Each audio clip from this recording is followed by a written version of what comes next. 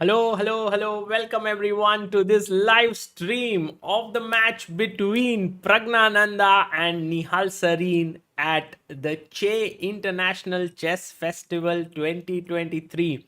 This is your host Sagar Shah, and what an amazing matchup we have on our hands today. It is Nihal Sarin who will take on the local boy, I would say Nihal, because this match is happening in Kerala, taking on Praggnanandhaa, who is one of India's top players right now, current India number 2 behind Vishy Anand. But today we are actually going to play Blitz, and in Blitz it's a completely different ball game, because while Praggnanandhaa is very highly rated in classical chess, he's 2740. In Blitz, his rating is 2665. And Nihal Sarin, who is, by the way, much lower rated than Prag in classical chess, his rating is 2688 in classical chess. In Blitz, he's 2689. So, in a way, Nihal Sarin is actually the higher rated player. We have footage from the venue here. As you can see, Nihal ready, and he is taken his chair, sitting there. We also have some audio from there. Let's see if we can hear anything. Start the match. Welcome all once again. Once again, humbly requesting you, please switch off your mobile phones, and photography, no flash anytime. Photography permitted only in the first minute of any game. Please cooperate with us. Thank you very much. For those who are interested, you can go out and watch. In YouTube, it is being commented live by Sagar Shah at chessbaseindia.com. Chessbase India's YouTube page.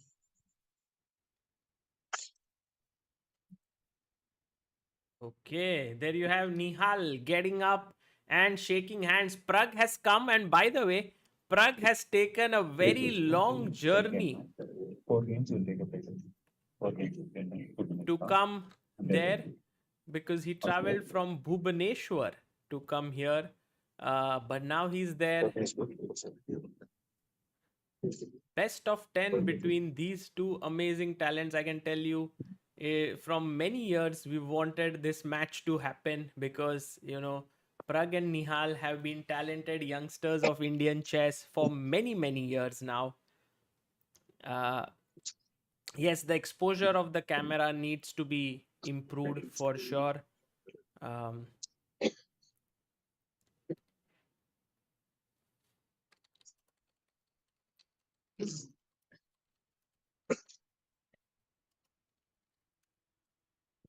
So we have Shahid, who is there, who is trying to make sure that it works. But we also have this view for watching this matchup. So all is well, guys. You will be able to see it on the board, analysis with bar, everything. Are you excited? Are you excited, guys? And who is your favorite? Let me put up a poll. Actually, that would be fantastic. Let me put a poll here to see who you think will win.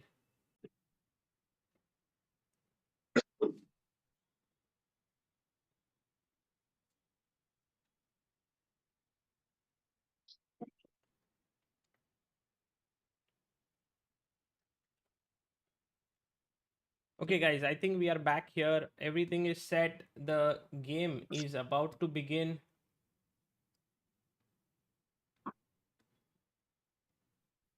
And all is well. All is well. The ELO difference right now, guys, I have a poll also here. So please do check the poll that we have.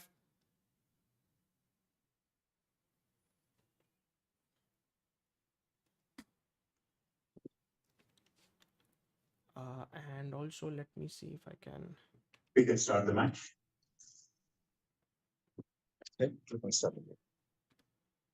Okay, so we have begun. There we go. The game has started. And let's switch to our main board here so that we can follow. Okay, there we have it. All is well. And Praggnanandhaa goes for the c6 line here. And Nihal Sarin plays the very solid. It's the Meran variation, bishop d6 and Pragg castles b3. Nihal likes to play positional chess. But look at Pragg very quickly playing this move, knight to e4 and attacking here the knight. And Nihal takes his time, plays his bishop to b2 and Pragg puts his pawn on f5. Now Nihal improves his bishop, putting it forward. And now, Pragg plays his queen up. It seems like Praggnanandhaa is well prepared for this game, and so is Nihal. But look at that attack. Pragg, not afraid to start pushing his kingside pawns. He's played his pawn up to g5, and that has made Nihal stop in his tracks. Nihal has 2 minutes 30 seconds. Praggnanandhaa has 2 minutes 53 seconds. G5, what a move this is. And what Pragg wants to do, he wants to kick Nihal's knight away and then use his bishop. Knight, I mean not that way, knight moves this way and the queen and the rook can move up. It could be an attack. It could be an attack. Hariharan says very commendable initiative by the Kerala government. I agree. Fantastic initiative there by the Kerala government here. They've sponsored this entire festival. Nihal says to Pragg, I am not afraid of your attack, and he plays his rook to c1. Okay, so Praggnanandhaa now with 2 minutes 44 seconds now gets to think on the board. What is he going to do? What is the move that he can come up with? Will he push the knight away and continue the attack? No, he plays his pawn to a5. Very interesting. Pragg wants to create play on the king side, but also on the queen side. He wants to play on both sides of the board, which is, well, it has its risks there, but it has definitely made Nihal to take time. And when it comes to Blitz, there's really no one who, I mean, Nihal is inferior to no one in Blitz. He plays his pawn up to a4. While doing so, he has now stopped black from coming forward with a4, but at the same time has weakened the square a bit. And now Pragg can actually jump with his bishop there, but also he can do something else. What? He goes with his another pawn. Praggnanandhaa has all these 3 pawns here, and Nihal, will he be motivated by the home environment that is there? You know, so many fans from Kerala would have come to see him. Or will he be under pressure? That is a question. He plays his rook to c2, and this is typical Nihal move. He's going to use this rook to defend. And Pragg says, well, Nihal, if you can make little rook moves, so can I. Queen goes to a1. And the point of this is that if you push here, my knight can jump into the center with the support of the bishop and queen. So smart chess here by Nihal Sarin. And guys, when it starts getting positional, Nihal Sarin is a dangerous guy. Praggnanandhaa must be careful, because the one who will get the lead in the first game will definitely have a big initiative. Is this rated? No, this is, I don't think this is rated. Oh, that's a good question actually. Is this match rated? We will ask the organizers and we'll get to know very shortly. He's played his queen to h6. Very interesting move.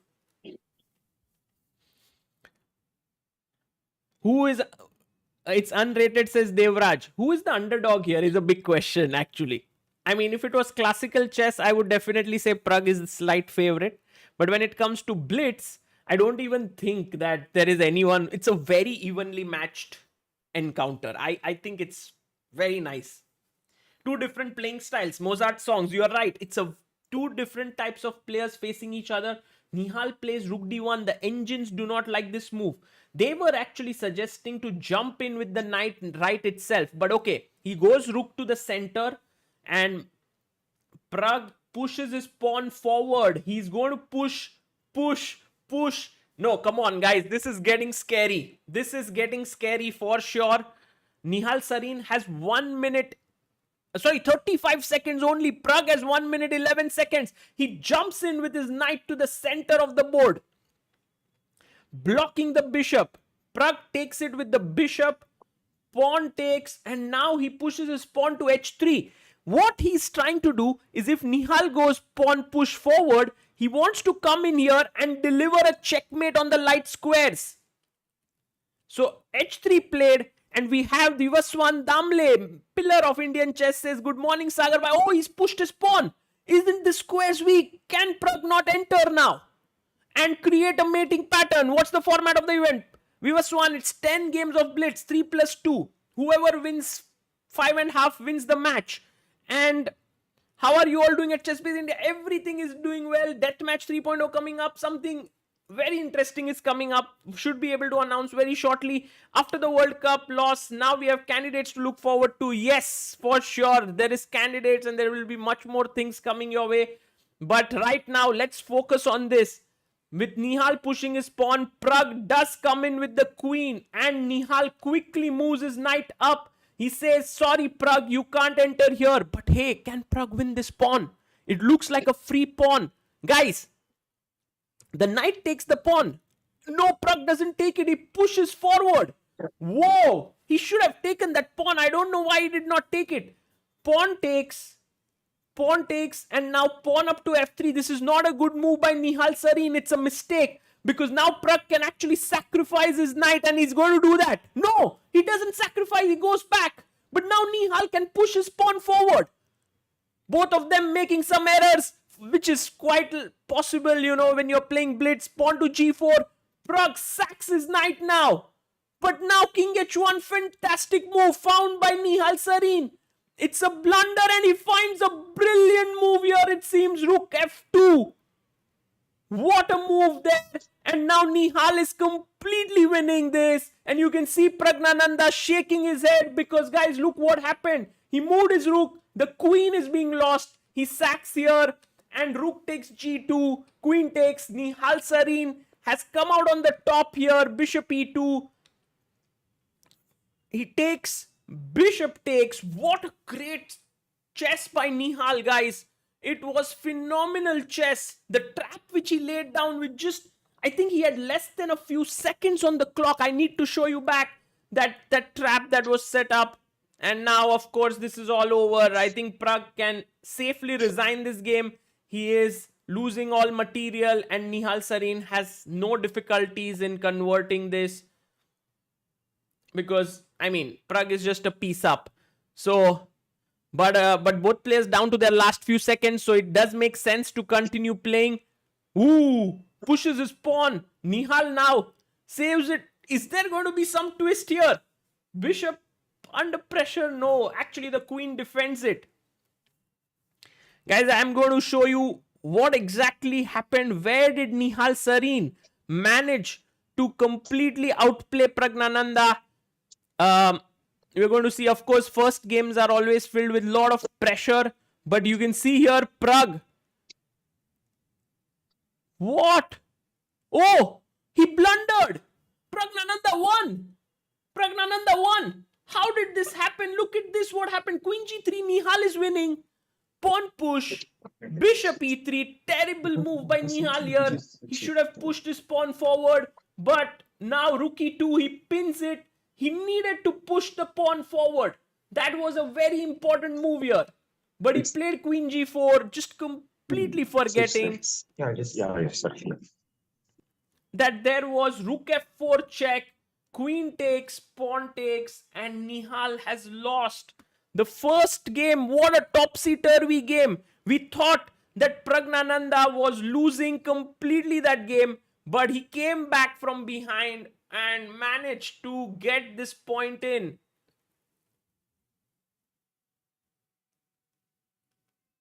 Insane turnaround. Okay, they're sitting back, but while they are adjusting their pieces, just to show you, oh, they've already begun. Round 2 has started. Guys, no time to follow the games. But heartbreak there for Nihal Sarin for sure. Oh, and we are waiting for the game to come. But actually, we can't see it.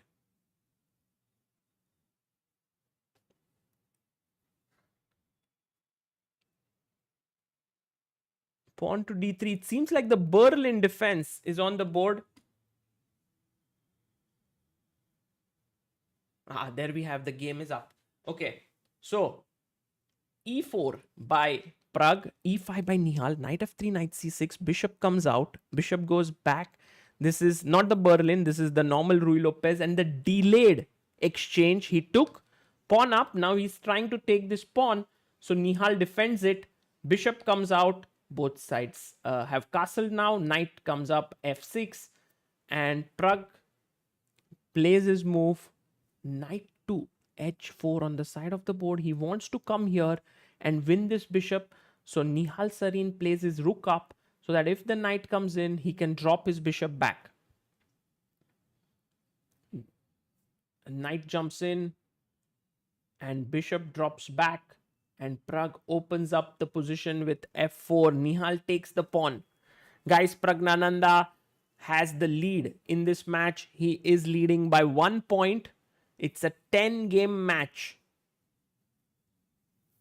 So knight c5. Bishop comes here and attacks the knight.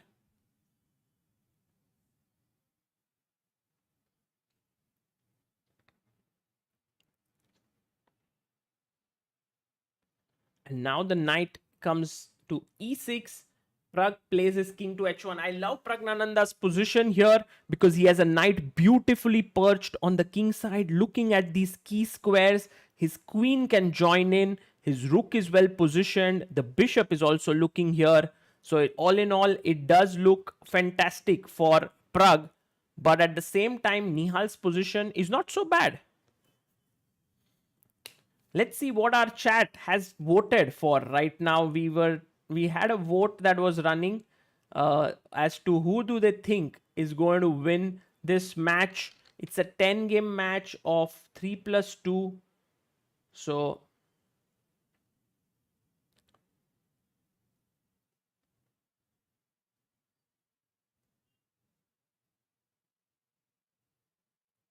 yeah, we have Praggnanandhaa 57%, Nihal 43%. Guys, you can put in your votes and tell us what you think. The game has moved on, and Nihal Sarin has played his king to the corner. Pragg has moved in with his queen. Nihal plays his queen to the side. You can see both players dancing around a bit here and there. Queen comes to h4. Let's see if we can also have the full screen mode so that you can follow the games.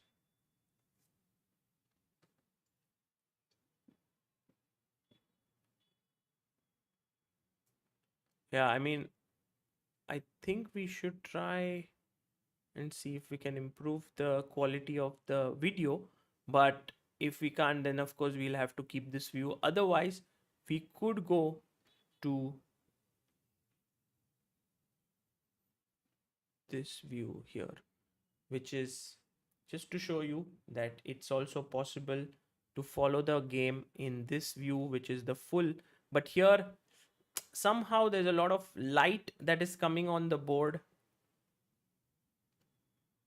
and that needs to be adjusted. Otherwise, this really shows both the players very, very clearly.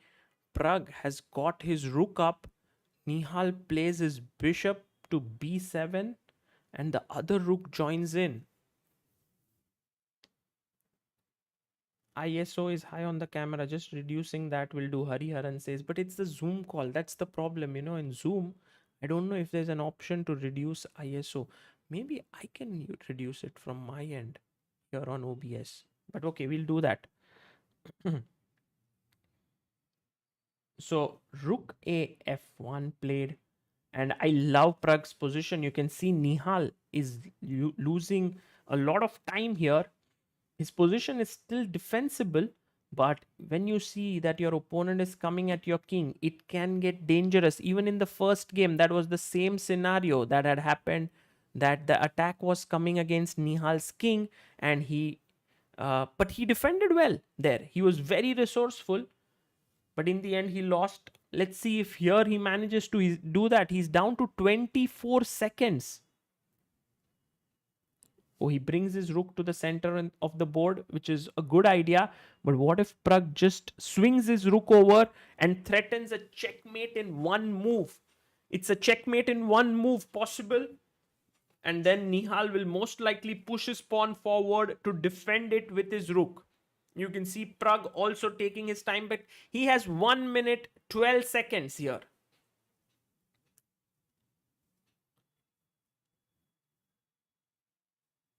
Pragg drinks is equal to winning, says Salman Khan. Yeah, well, Pragg has his water bottle perhaps somewhere on the side. When he opens it, of course, he will be sure that he's winning. Yes, he goes rook h3. Nihal quickly plays g6. And look at how both of them were ready with their moves. Knight takes, knight g6, bishop h6. And now the queen takes it. So Pragg says that I am very close to your king and I'm attacking you. So, and what did Nihal do here? He played his queen to the side. Maybe he wants to trade queens. That could be his idea. It was very important to play the queen here, because if you had played your queen this side, then using the pin, queen would have taken the pawn. So queen g8 is a good move. And now Pragg brings another piece into the attack. But Nihal offers a queen trade. Pragg says, I don't want it. Pawn pushes forward. Well, is this losing material? Because the queen moves and pawn pushes even further. He goes queen e1. And he says, if you fork my two pieces, I will move my rook and attack like this. So rook f8 played. And now Pragg has actually moved his bishop back. Whoa, and the queen goes to the side. Nihal is angling for f5 break here. But Pragg attacks the king side. And now queen comes up. Bishop moves back. Both of them playing very quickly because they are down to their last couple of seconds now. 8 seconds for Pragg. 4 seconds for Nihal Sarin. Pawn takes. Pawn takes.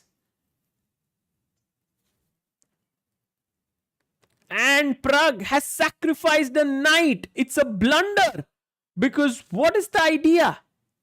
Rook comes in between. Rook takes. Pragg is playing risky chess there, as always. And right now, Nihal is a piece up again. Can he win this and equalize the scores is the question. You can see the bar has gone downwards, which means black is better. It's not totally winning yet, but definitely quite a good position. Nihal has to keep his calm. You can see him adjusting in the chair. He's like, I'm going to try my best to keep control here. You can see how Pragg with just 2 seconds moved his pawn. Actually, this is not at all easy when you are under such heavy time pressure. Knight comes in. You can now feel it that Nihal is under control. The queens have been traded. Whoa, and Nihal there unhappy. He's like, why did I do that? But then he got the calculation in. He's brought his knight to defend his pawns. And this, friends, it feels like game is over because Pragg has only 2 pawns for a piece. 1,000 people watching this, guys. Do like the stream. 2 of India's finest players are fighting against each other. And you can see there, Nihal has absolutely no tensions. He brings his bishop from the other side. Pragg is saying to Nihal, you cannot make progress. But Nihal knows how to make progress. He brings his bishop in. He's now going to give a check here and make way for his king to enter. Wow, nice technique there shown by Nihal Sarin. And now this time I don't think he's going to blunder anything. He has it under control. King d6, bishop g5. And well, it only requires a little bit of patience, but once you get your bishop here, your knight here, and you take this pawn, it's all falling apart. Pragg continues playing because there's no point in resigning in a blitz game. But I think, guys, we are going into the game number 3 with an equal score of 1-1. And it does feel that Nihal is making less errors than Pragg. Well, he did blunder badly in the last game, but that was after he got a winning position. So right now, if the score becomes 1-1, then Nihal, check, king up, check, there's no mate. And you can see that Nihal taking his time. I like how he's done that. And he's finally moved his bishop in. Wow. What a move there. Bishop. Oh, what a pretty checkmate there by Nihal Sarin.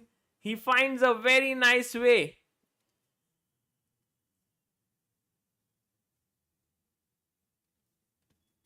And there you see the analysis happening between them. Nihal Sarin manages to strike back in this match and equalize the scores. Wow.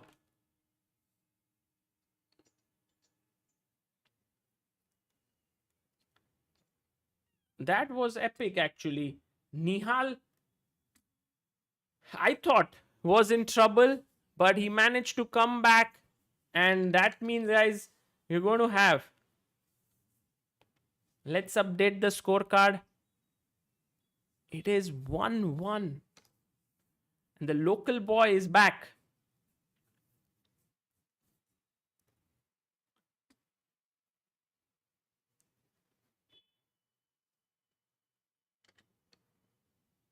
And they're waiting for the next game to begin. I think at some point the DGT board gave up when they started to move really quick.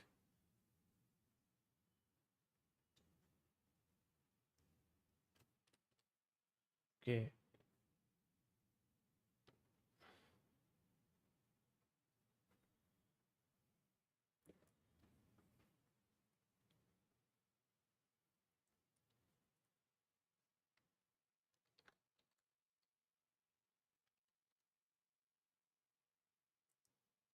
So both of them in their chairs.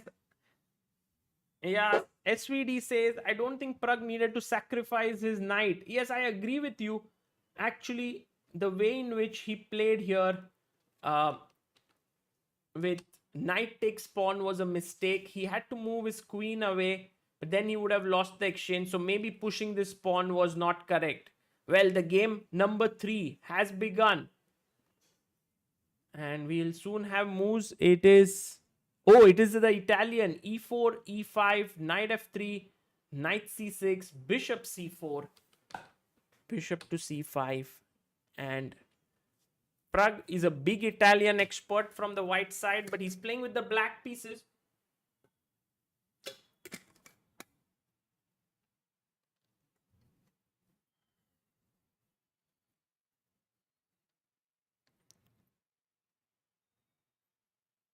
Gibran Lakandau says, great comeback by Sarin. Okay, now he brings his knight out. This might be an important game. Pragg moves his pawn to g5 and is checking the pawn. Something doesn't feel right. But look at Pragg's playing style overall. He is playing risky chess. He knows Nihal since a very young age. They both have been buddies of each other since many, many years. And he knows that Nihal loves to play positional game. He loves to keep it calm. So in every single game, he's trying to mix things up, make it messy as much as possible. And here you can see, even before castling, he's pushed his pawn. Okay, knight comes here. Nihal says, every pawn move creates weaknesses. And these two squares have become very weak. So I can actually jump with my knight and look at these squares. Pragg does not really care. He continues moving forward. He pushes another pawn up the board. But now, can you just jump with your knight? But if you do it, then maybe there's this sacrifice coming in with the queen opening up, and Nihal still plays it. Will Pragg sack his knight? I think he will.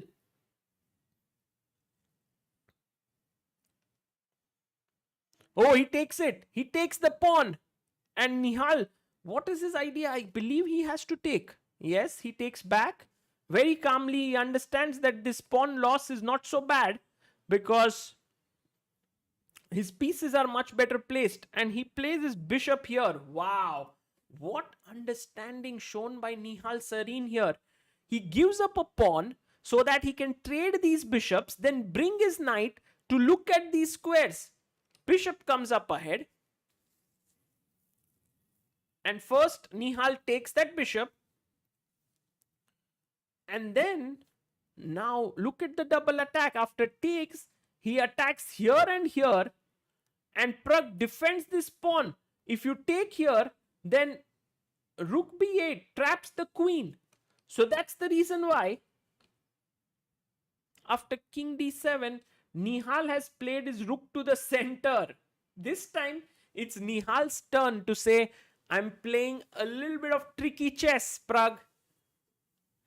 Tell us, are you going to feel comfortable with your king here?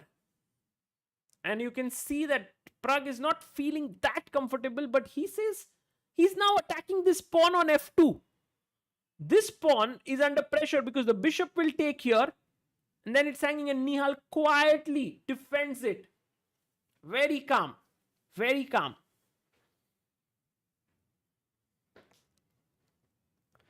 Bishop takes bishop. Knight takes the bishop here. And now Pragg defends the pawn on b7. So, interesting question for Nihal Sarin. How to create further play. He comes back with his queen and attacks the pawn here. Pragg defends it. And now pawn pushes forward. So, you can see the queen moved away to make way for the pawn to create further play on the queen side.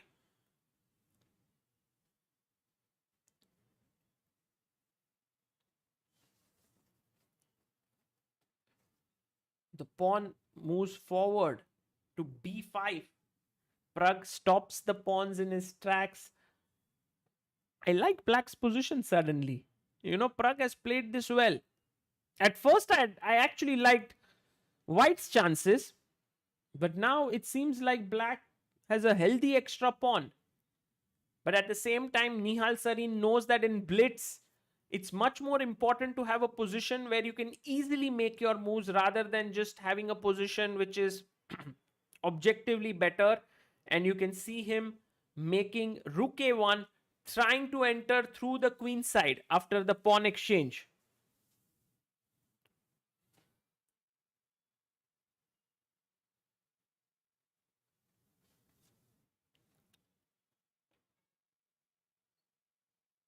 And Pragg is now down to a minute while Nihal has 1 minute 18 seconds. This is the first time in the match that Nihal has more time, which also goes to show that he's gaining in confidence here, slowly and steadily.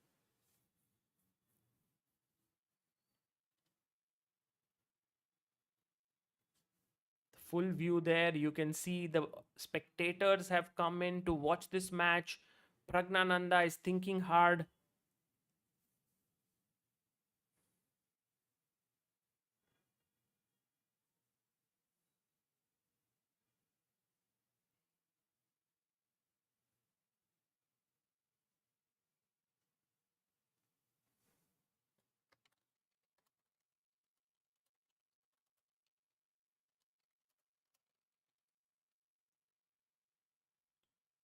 So here Nihal has doubled his rooks on the queen side and now pushed the queen away. It somehow feels that Nihal is playing without too much of pressure. You know, he's playing very nicely, calmly. And he's putting Pragg under some distress.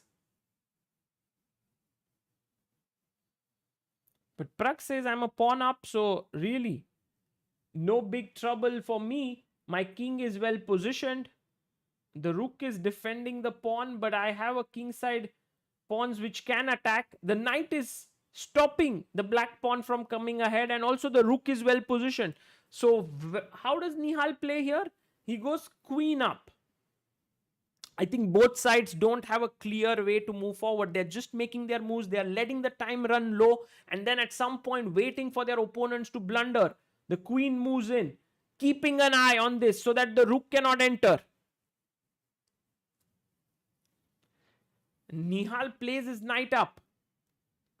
The knight does not have good squares to go to, but it can keep in mind that there are some jumps possible, so it's good to keep in mind.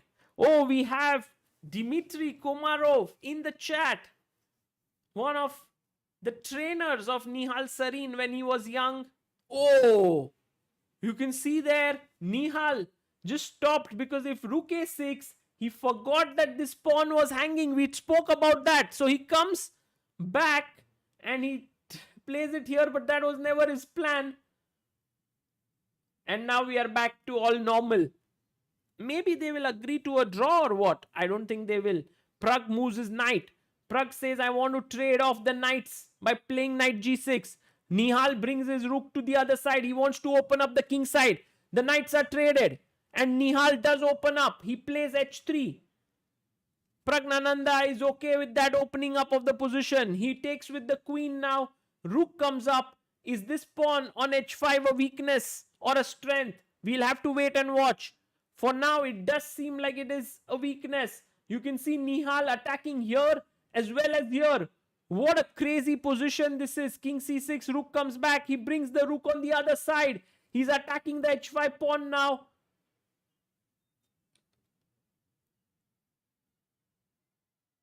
No, now the trade has happened.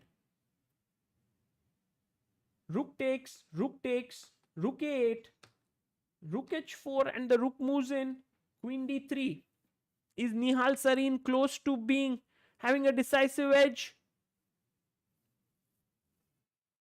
No, actually it's Praggnanandhaa who's won a couple of pawns here. Look at this. He moved in with his queen. Nihal just blundered, forgot about this pawn completely. So he's blundered here. And now the queen has gone in with a check. Oh, I don't know who's. Oh, he's offered a queen for trade. Nihal cannot trade queens because the rook endgame will be completely lost. Now he started pushing his pawns. How confident is Pragg? This is amazing. The way in which he's playing here. He's traded the queens, which means the rooks, which means the queen endgame is completely lost here for white. But Nihal Sarin can try still. And he moves to the side. He wants to attack this. King a7, queen comes back. The pawn moves forward. So Pragg totally winning this. And Nihal making his moves quickly. But this time it's not going to be enough. His queen is completely paralyzed there. e4. What's the idea of that move? Oh, the queen is going to go from the other side. Wow, what a move. This queen is attacking this pawn.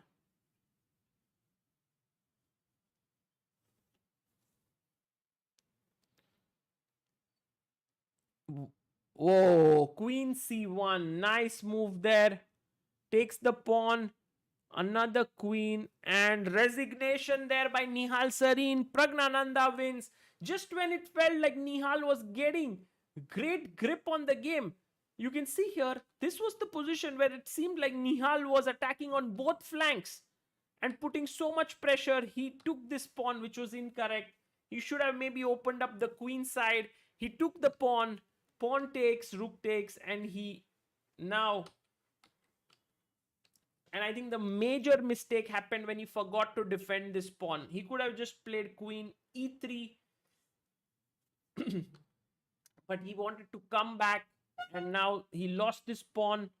And with this, Praggnanandhaa takes the lead once again in this match with the score of 2-1 in the favor of Pragg. It's a very evenly contested match.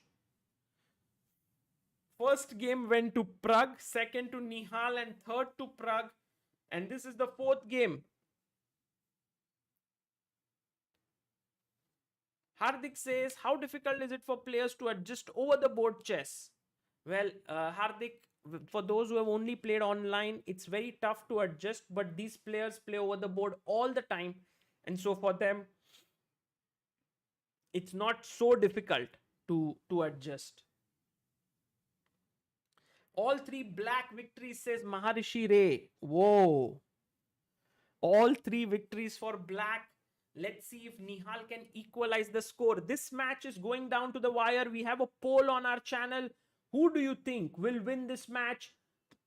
54% have said, we have 1000 votes. 54 have said Praggnanandhaa.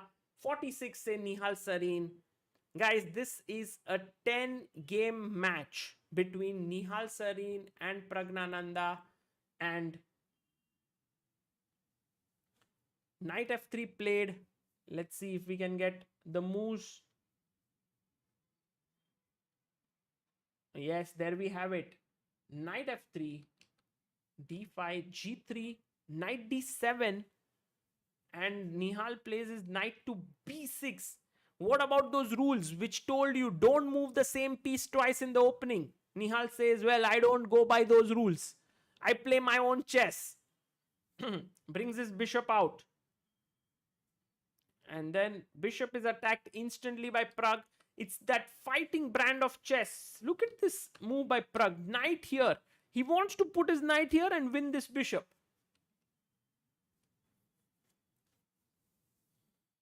So interesting. Raghav says, what is the format? The format is 10 games of 3+2. Whoever wins more wins this match. It is sponsored by the government of Kerala. It's called the Che International Chess Festival. So take, pawn takes, and now just when you have the bishop pair, Pragg opens up the position. So very logical chess by Praggnanandhaa. Has gotten a small opening advantage here. Nihal takes, knight takes, and bishop takes. For both these youngsters, chess is their life, you know. They are all the time playing chess. Praggnanandhaa yesterday won the PSPB championship representing Indian Oil.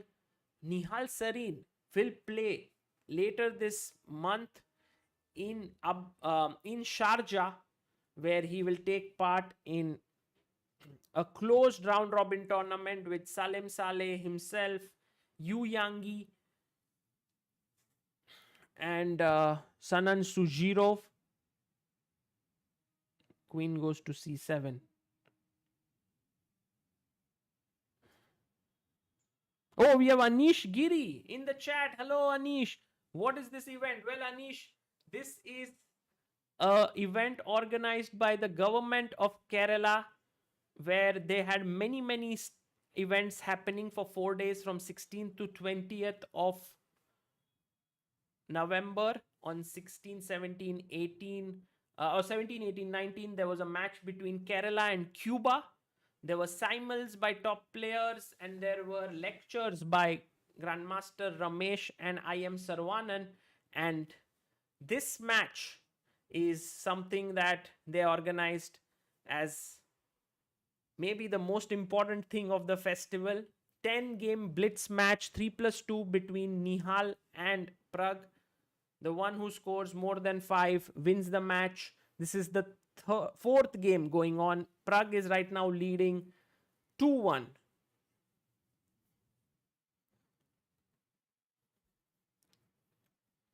And by the way, guys, Anish is currently in St. Louis Sinkfield Cup, and he's playing there. And Anish, best wishes for that event. Okay, bishop goes back, king b8, king b1.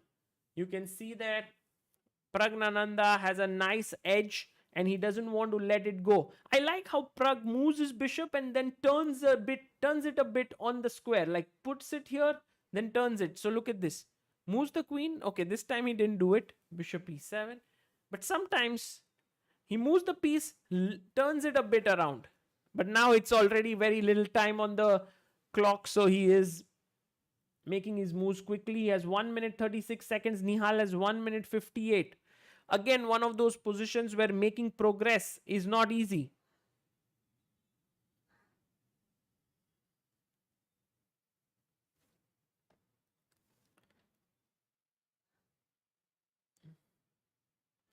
So brings his queen to b6.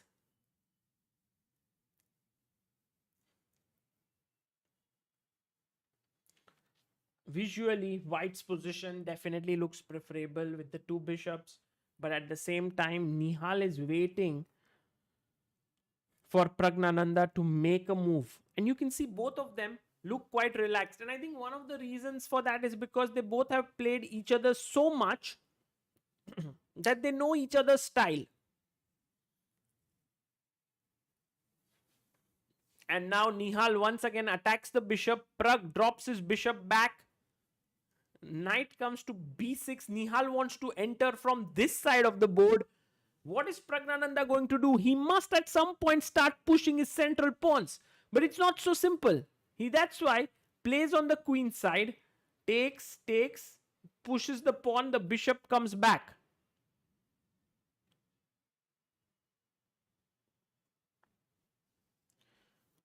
The rook comes to h1.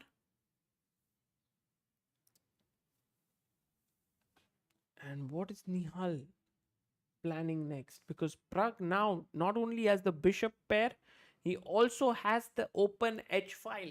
So Pragg is actually taking Nihal on in his game itself, which is of positional play. He's saying to Nihal, if you are a great positional player, so am I. I can also play fantastic positional chess.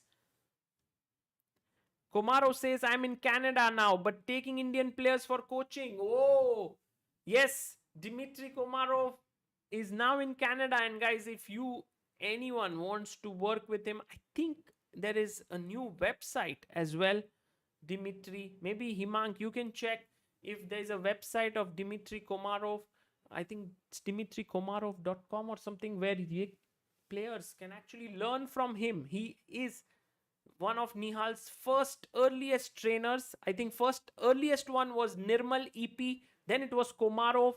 And Komarov always rated Nihal's play very highly. In fact, at some point he even mentioned that he's better at positional chess than Magnus Carlsen. Take, bishop takes, and rook d1 played. gmkomarov.com. Okay. Nice. Thank you, Dmitry, for joining in. Queen d5, and now Pragg pushes his pawns in the center. Will Nihal try to enter here and start hassling Praggnanandhaa's pawns? Because these pawns do look weak. You can see Nihal taking his time. He has 20 more seconds. No, he plays queen f5. He offers the trade of queens. Pragg actually takes it this time. He takes, and now defends with his bishop. He doesn't hurry up. Nihal brings his king into the game. White also brings his king in. Bishop comes up. And now pawn to b3. So I have a feeling that we might see the first draw. But also Pragg's time is only 12 seconds he has.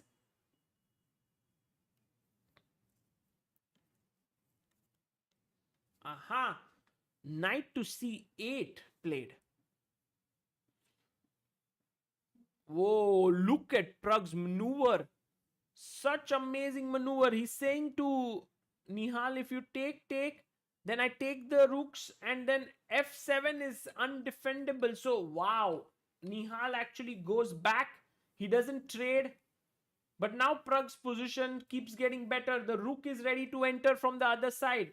Knight comes up. Bishop attacks the pawn again. Again Praggnanandhaa saying to Nihal that if you want a draw, I am repeating here, but of course it's not a draw offer. It's just telling your opponent that I am in control. I can repeat as many times as I want.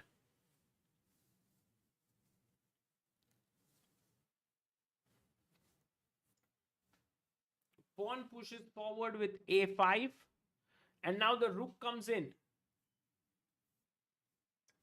Bishop f3.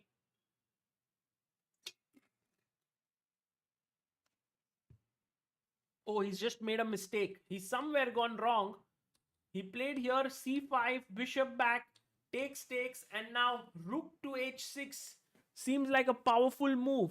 No, he first played rook h6, put it here, bishop h5, rook f7. What play by Praggnanandhaa? What accuracy! He's wanting his bishop to come here and attack this. Black goes in, bishop f7, and after pawn push, he's played bishop e6. Whoa. I'm absolutely amazed with the way in which Praggnanandhaa has handled this position. Check. Maybe put the king on the side. No, he goes king c3. But that should give him some chance.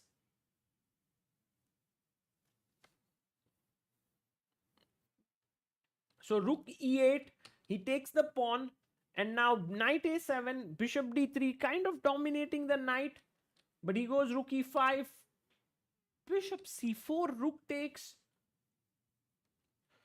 And now black has got back his pawn, but white has a majority here and a better bishop. So Nihal Sarin in trouble. Praggnanandhaa might score his second consecutive win and take a 2-point lead in the match.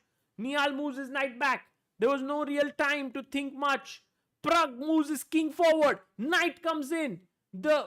You have to be always very alert with the knight forks that could happen. So he takes, and now Nihal takes the a pawn, which might not be that consequential, but it could become important. It could become important. And Nihal has started to push his a pawn. Fantastic fighting chess by Nihal Sarin. After getting into trouble, he has managed to fight back. This position should be closer to a draw now, but actually it seems like in time pressure, Nihal once again blundered by playing here. He should have taken this pawn and he was fine. But take, pawn push, and now f7 with the idea of check and making a queen. And Nihal Sarin has lost. Just when the game gets exciting, it seems like Nihal blunders. Let's hear what is happening there.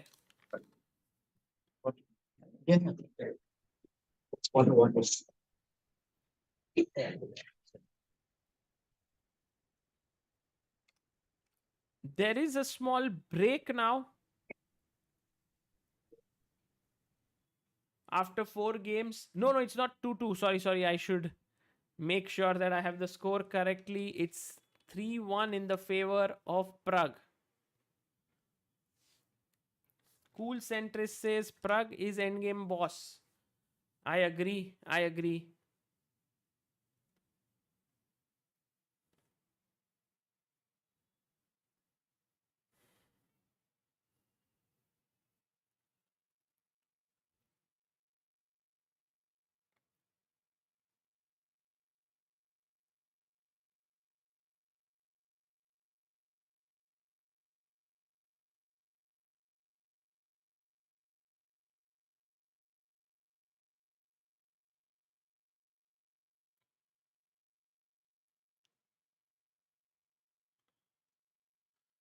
Okay, so guys, Prague has the edge, says Ezra Khayyam. I agree.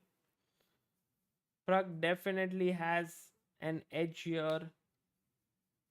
He is leading the match 3-1.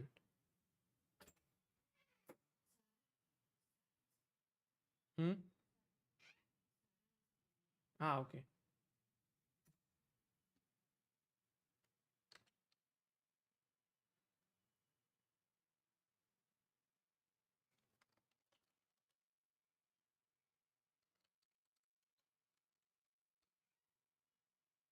I'm sending the link. Guys, we have a guest joining in right now. So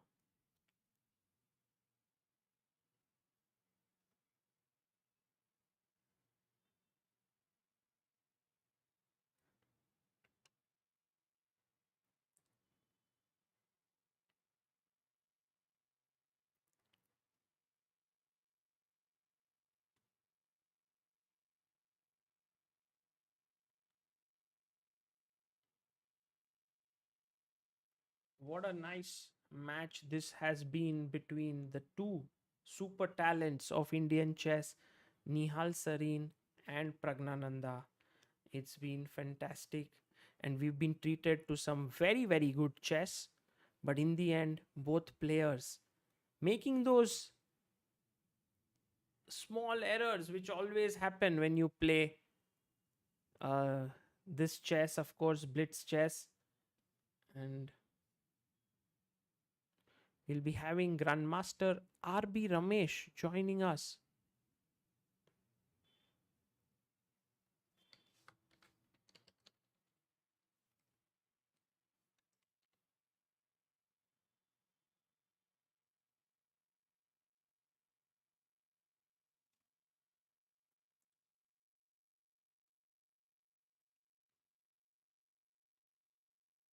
Yes, hello, Saravanan.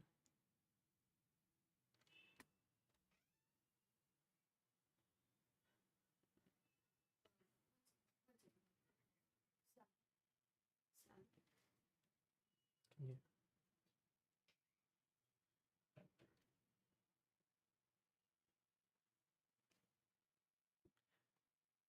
Okay, so guys, right now we will have a guest joining us in some time. It's okay, they cannot see. In later on,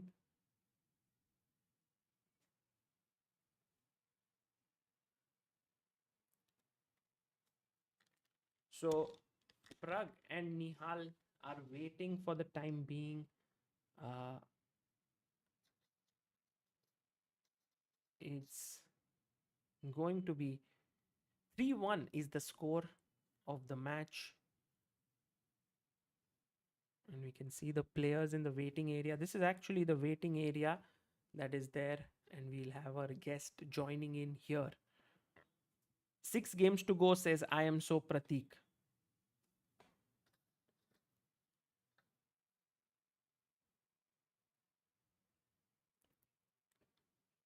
And we have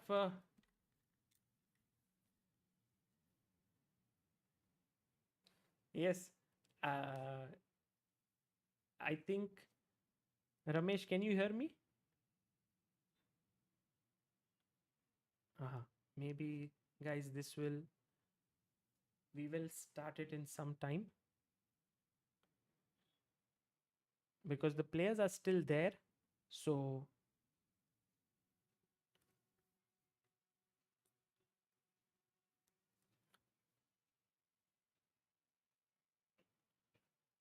Kazama says सागर भाई आपका voice बहुत less आ रहा है. Well, I think my voice is pretty okay.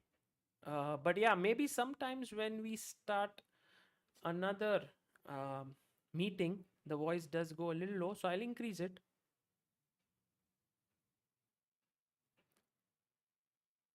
But what I've really loved about this event that is happening here is that how the governments have started taking keen interest in chess. You know, um, let's quickly have a look at a couple of games from this event because there were some very, very exciting moments.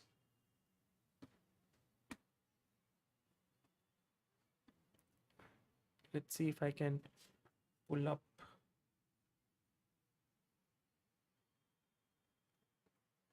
Yeah, the players are still not yet here.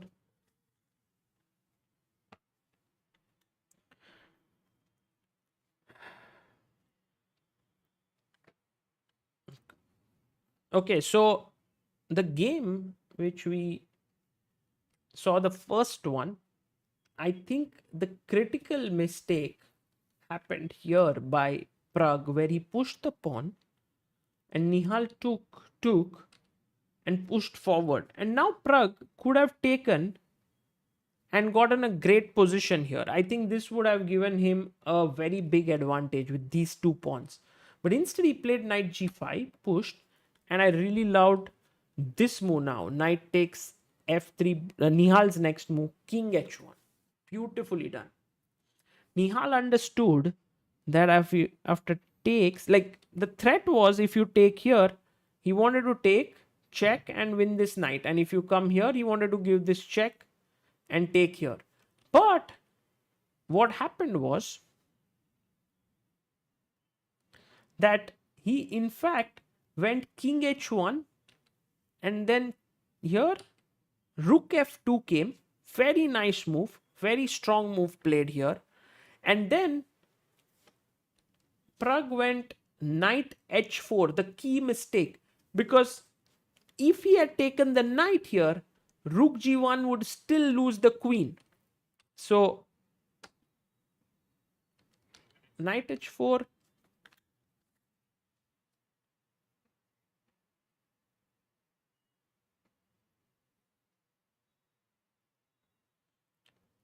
and then he played rook g1, knight g2, takes, and here Nihal was completely winning the game, and we thought that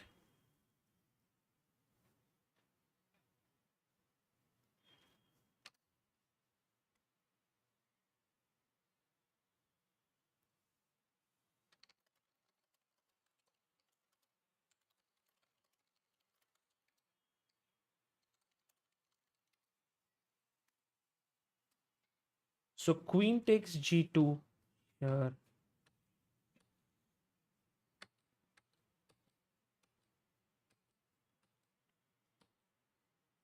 No, game 5 hasn't started yet. Game 5 will start in a bit. And here we thought Nihal would win it. But of course, this massive blunder, losing the queen, making use of the pin.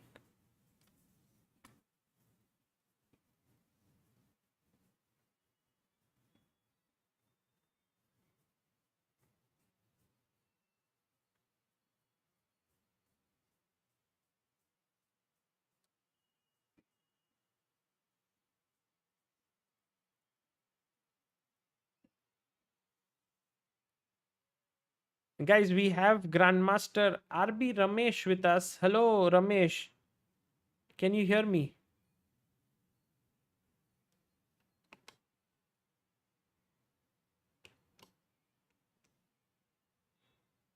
Hello, Ramesh. Can you hear me? Hi. Yes. And I also know that the room is very near, so you may have to speak a little softly. But Ramesh, welcome. How is the atmosphere there? Two of India's finest players are battling it out at this tournament.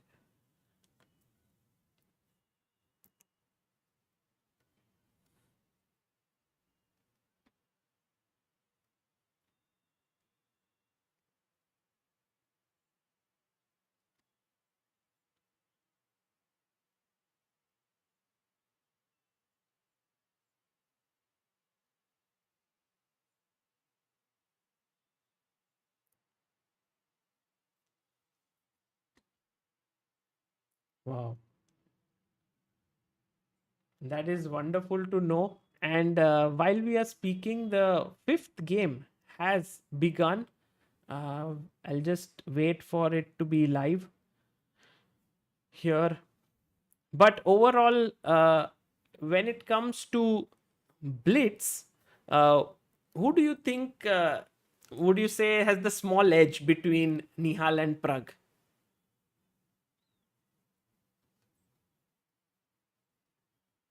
Hmm.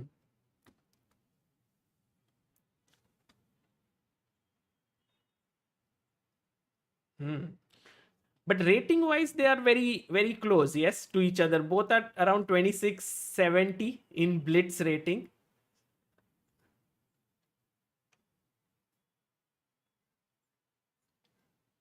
Right.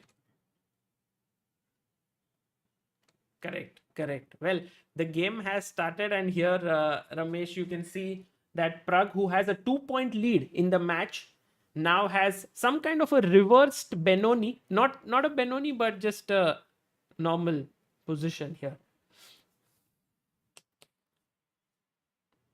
Now, for white to get before rook b1 b4 idea, so probably you should go knight d7 or try to get the f pawn rolling. Okay, he's choosing to go bishop f5 queen c1 bishop h3 idea. But as I said, it's easy for him to get the b4 breakthrough, but the problem is black can get the open file. Got it. Can take a b4 and he can get the open file like rook a2 maybe. Yes. Okay, guys, for some time, Ramesh, your sound wasn't there, so I just want to tell people that a couple of things which was mentioned by Ramesh was that the conditions there are beautiful.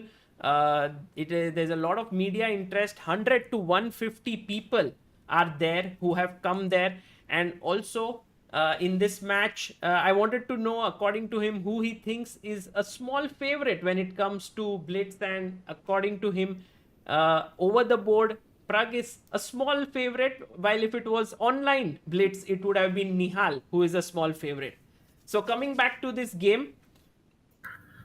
Yeah, white is starting to play bishop d2 and win the a5 pawn. So Yes. Prague wants to exchange that knight b3 off, so that the pressure on the a5 pawn will be reduced.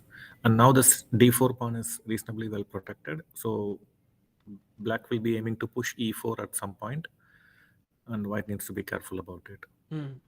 So black has some useful moves like h6 and then maybe rook b8 to protect the b7 pawn, free the queen, and then play queen d7.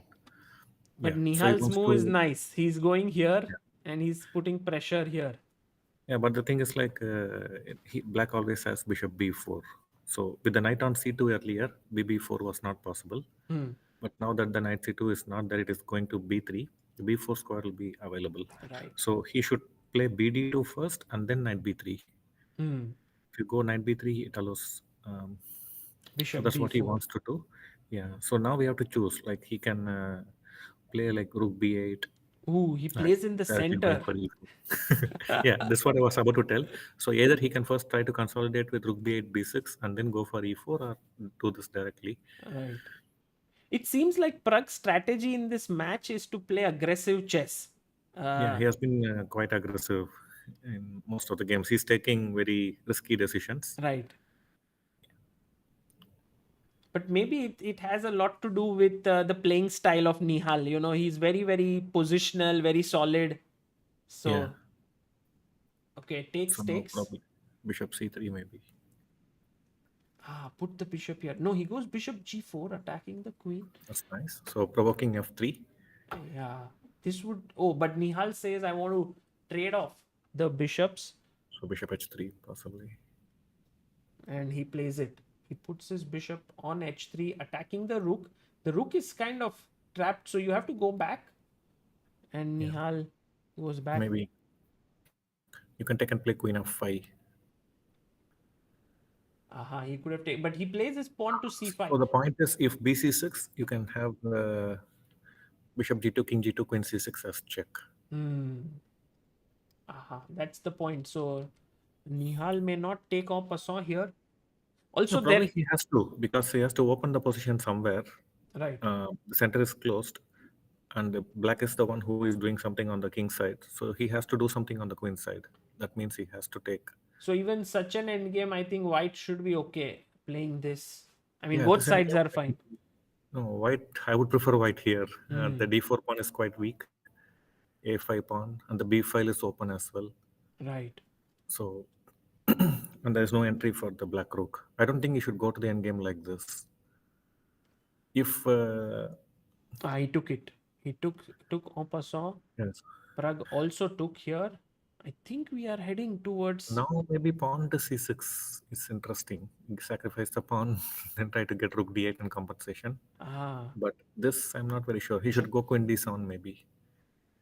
So you're saying they should Prag should not trade the queens. This is an important moment here. No, at least he can trade it with queen c6, bc6, but not queen f3. So he can maybe play rook d8, Rook d8 here, hoping defend for here, queen c6, bc6. and then take and push the pawn. And then push c5 and sit. So it's question of whether queen d7, keep the queen somehow with queen d7 or queen d6, or play rook d8. Yeah. He also has interesting rook e2, but he took. This I'm not very And this is convinced. such a very interesting move played. Maybe 97, 95. Exactly, he's played that, and he's coming here, so he's not worried about his d4 pawn. Yeah, now you can give 95 check and knight c6. Some kind of defense can be organized. Nice. Idea rook e2. So while strategically white is still better, Prag is tactically finding the resources. I'm not sure about bishop c3. I would have preferred. Maybe I think he's going for rook a6, rook f6, rook e2.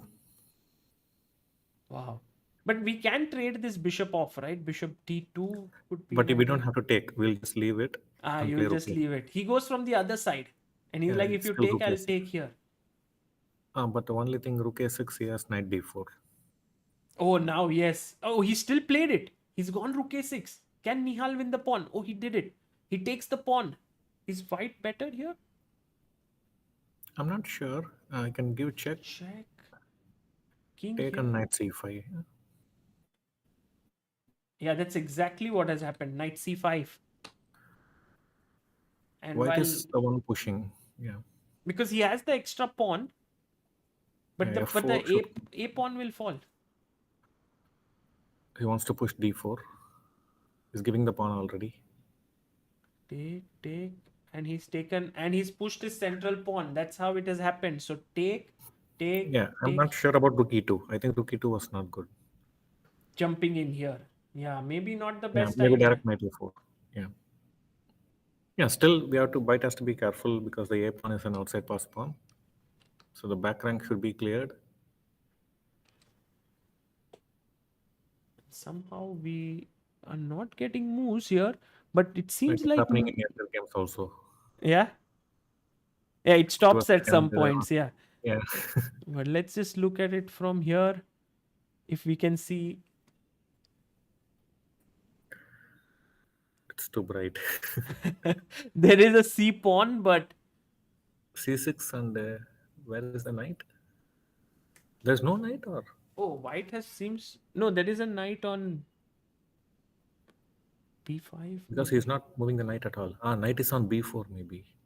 Yes, knight b4, pawn c6. Maybe that's how the formation is. They're just repeating. But Nihal is a pawn up, right? So he should continue. Yeah. The rook is tied for the knight. The knight is tied for the pawn. Oh, what a move. If you take the rook, then b7. Wow.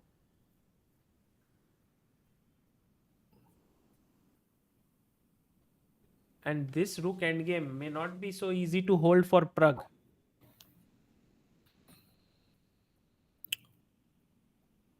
I'm not seeing the position very clearly. Where is the white pawn? c6. Oh, he resigns. Rook e3 was the final move. Yeah, I think rook e2 was not very good, losing a tempo. Maybe direct knight a4. Maybe. Yeah, but these kind of mistakes, they do happen in Blitz. Yes. Expected in Blitz matches. But what happened in the last position when he gave a rook check, king f5? And then just the king moves in. Correct. Okay. Also. Right. So let me also. So right now the score has now become 2-3 here.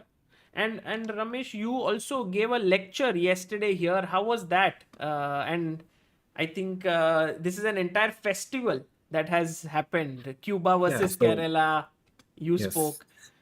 A lot of activities have been happening here, though I'm here only from yesterday. So there are a few tournaments organized in all the districts of Kerala, it seems, Oh. and the top three players were selected for the lecture, and also the top players were selected for the final that is going to happen after this match. They're going to have a simultaneous display. Both the players are going to give 16 player each simul. Oh, yes. So And there's also time control, right, for the simul? yeah, so the players will be getting 1 hour each. The others and Nihal and Prag, I believe they will get around 1.5 hours plus 10-second increment, something like that. Wow. Because the players have to walk out, so they'll get some increment as well. So it's a serious simul.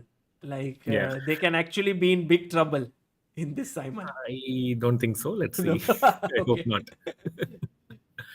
Okay, so that's the sixth game has begun. A very critical one. If Prag manages to keep his lead, if he wins here or draws, while Nihal can equalize if he strikes back, and that's why we see a Sicilian that has been played. Knight to He probably c3. wants to go d4, c4, queen d4. Oh, he will take with the queen, huh? Let's see. Yeah, he does play d4. Takes. But he takes with the knight. Knight off. Interesting. Wow. Najdorf on the board.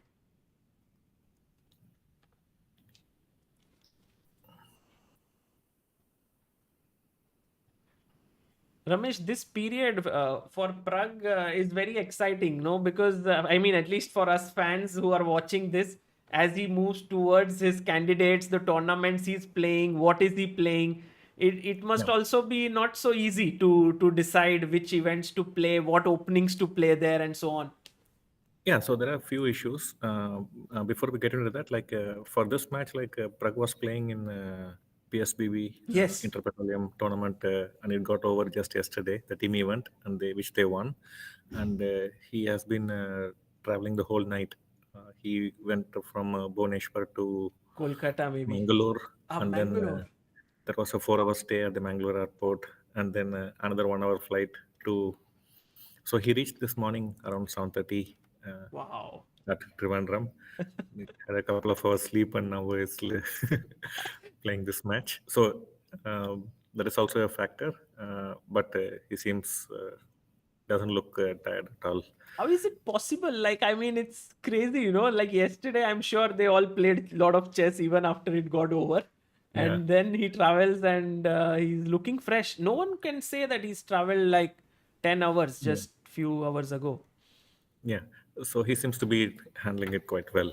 And coming to the candidates, yes, regarding the tournaments, we have already planned which tournaments he's going to play till the candidates, so there is no confusion in that aspect. And so he'll be playing the German Bundesliga. Second and third, the right? first week of December, and then the next tournament will be World Rapid and Blitz, the end of December, 25 to 30. So these are the tournaments planned for December, and then he'll play Tata Steel Masters, and then Prague Masters end of February, first week of March. So there is another tournament towards the end of February, and then directly the candidates in April. So this is the tournament schedule for him for as of now. And regarding preparation, yes, we have already had many discussions, both for Prague and also for Vaishali, yes. because she has also qualified. And we have had some discussions with Anand as well, taking his guidance. Wow. So he has been quite helpful as well. So we are in the process of forming a team for to help both the players.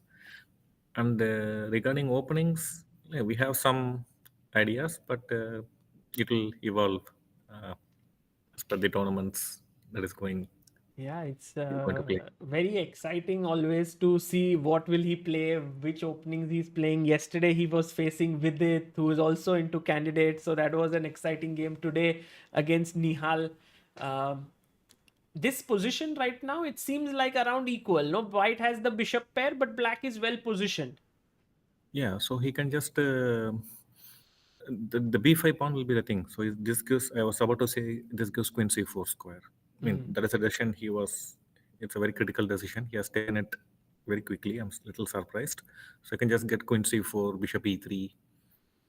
And you can always play h3, king h2, all this, or h4, king h2. You have a lot of useful moves to play. So I'm Plays quite queen surprised he c4. went for this. But Nihal has a very concrete idea. He goes b3 now. So he gets the d4 square for the knight. Take, knight takes, and while white has got this passer now, this knight is going to settle here. So Pragst. yeah, I was thinking he'll go bishop e3 to get b4. I'm a little surprised with the queen bishop c3 decision. And now the queen rook attacks the queen. Yeah, so queen g4 or queen d3. Queen d3, knight c5. He's probably thinking what Oh, to he do goes after. queen g4. And Nihal quickly pushes his pawn. Yeah, so getting f5 e4 will be his.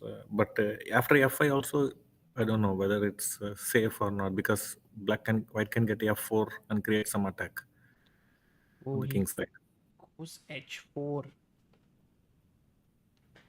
And black plays his pawn to h5. Yeah, h5 and f5 is a good structure to have. Queen e2, I guess. Yeah, he's come back. We should get king h2, f4 ideas, probably. f4, f5, king h2. And bishop e4 blockade. So plays king h2. Nihal plays king g7. I'm expecting bishop e4, f4. But bishop e4, knight c5 comes, so probably f4. Directly open up the king side is what Ramesh is saying. Let's see if Prag does that. No, he first just improves his position a bit. And now the knight settles down in the center. Yeah, you should ideally find good square for the queen on light squares. So queen e3, I'm not very sure. Yeah, he finds a square. Now black is slightly preferable, but position should be dynamically equal. Yeah, he seizes the file. So he played f4, huh? Yeah, he played f4, queen b6. I think Nihal is not responding back. He's like, if you take, I'll maybe take with the bishop. Plays Bishop e4. But the white king will be slightly exposed on the second rank. Yes. So that needs to be taken care as well. But I think Prag is angling for f5 as well. No, but Nihal takes the pawn. He takes on f4. This is a very risky decision. Okay, rook f4, he wants bishop e5. Yes, he plays his bishop here. Attacks the You have to rook. go rook f1. Oh, he sacked his bishop. What move is this? Wow. Wow. Okay, he's going to If take bishop here. f4, he wants to take bd4. Wow. And if you take fg6, he will take rook d4, perhaps, or Yes. bishop d4. Okay, Yeah, he takes rook d4. bishop d4. But the only thing is, like, the white king is also exposed. So even though Prag He has has a to move the pawn, queen. He has Right. to move the queen. Maybe queen. Where is the key? Prag has only 15 seconds. Nihal has 20. Ah, Oh, they they've played a played running. it. Look at them. This might just end in a draw, perhaps. But Prag might grind a bit. He has an extra pawn. He's getting king f6, king e5.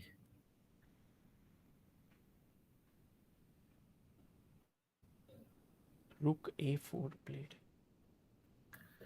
Yeah, this is very difficult to make progress. But in Blitz, I think White has better chances than in a classical game. Yeah. So he plays b3. Rook d3, yeah? Yeah, rook d3, rook b4, b3.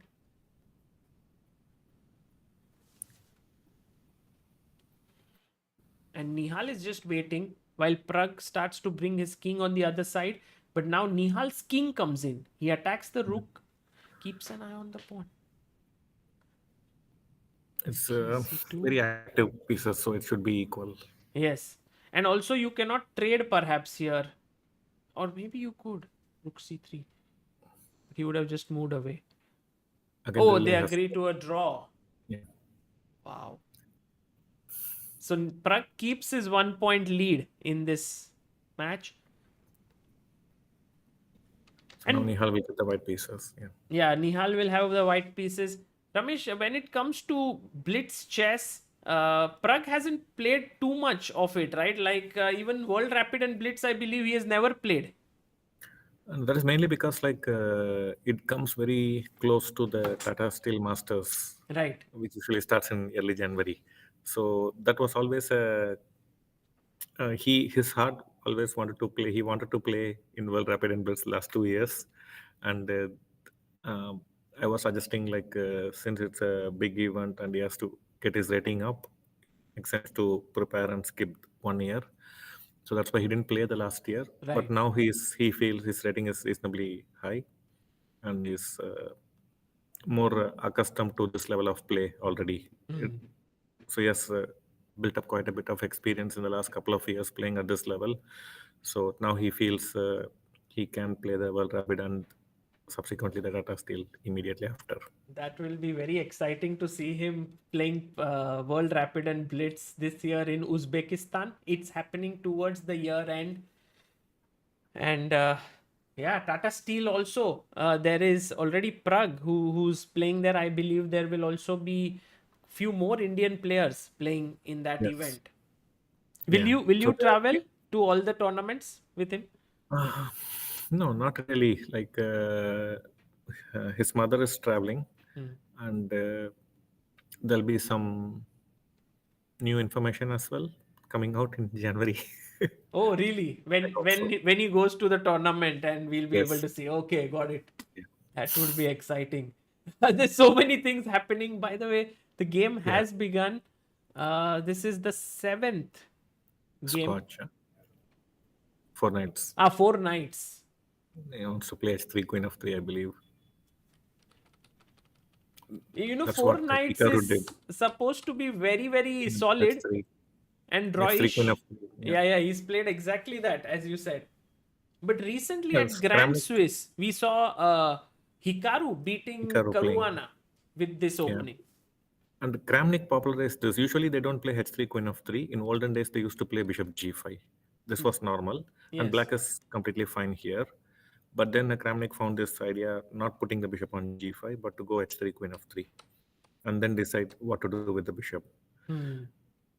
So that's what he's doing.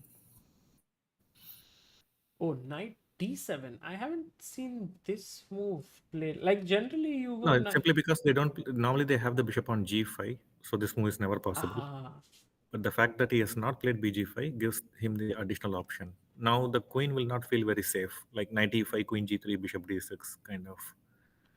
so let's say if I push something like a3, then knight Any e5. move knight e5, knight d3 probably. Just gain the double bishop. No, in this case maybe he has bishop f4.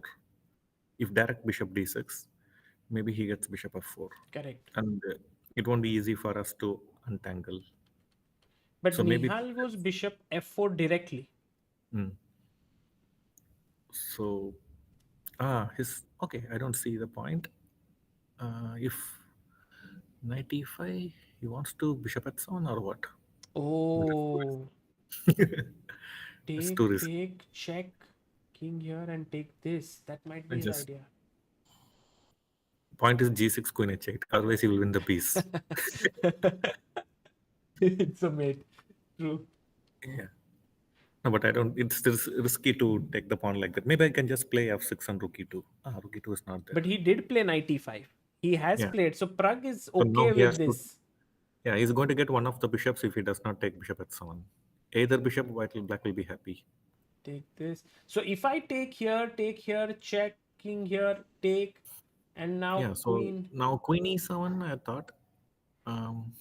Maybe This is bishop forced, c3. right? Maybe bishop c3. It will be just be draw.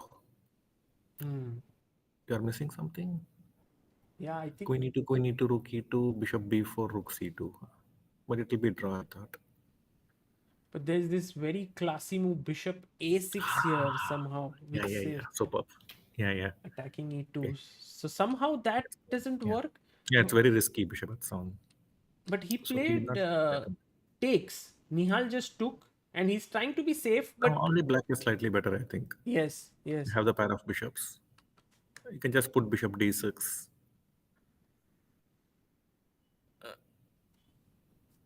Rook b8. So he has to, white probably has to play c4, cd5, cd5, and then try to create a blockade and put pressure on the d5 pawn. But with the two bishops, even if he does not have the d5 pawn, it will be very good compensation. Hmm. So it looks like it's playing for two results. And Pragg is actually now very close to winning this match, because if this one ends in a draw, then Nihal has to sort of win 2 out of the last 3 games, which is not going to be easy in order to break ahead. So Yeah, so Pragg was asking before the match, like, what happens if someone gets to 5.5 before the end of the match? Will the match be stopped right. right away? And what was the answer to it? No, he just asked me. I'm not the expert. I said most likely. Okay. And if it is 5-5, I believe they won't play any tie breaks. Yes, it will be just a draw. Or will they? I think they'll play a tie break. They will play, huh? Okay. I thought it's an exhibition match, so they might be like, okay, fine, this is a draw there, 5-5. But Yeah, possible. Rook d1. And also the government of Kerala is felicitating Pragg, right? Yes. Here. I think there's a that's cash also- award as well. Yes, he's getting some cash award, I believe, at the end of all this event. Queen comes So he has to gone queen b6. 6. Yeah, he's putting pressure. Yeah, he would want to play rook e6, rook f5, rook f6. So f2 has become a very soft spot now. Yeah. So he can always go knight d4, I think. Oh, but Nihal goes c4. And Pragg brings his other rook into the game. Now he does not have the knight d4 square. Yeah. And But the he other could rook probably could... take... Yeah, the other rook can come, but you have to be careful about the back rank. True. And Nihal goes knight c3. He's putting pressure on the d5 pawn.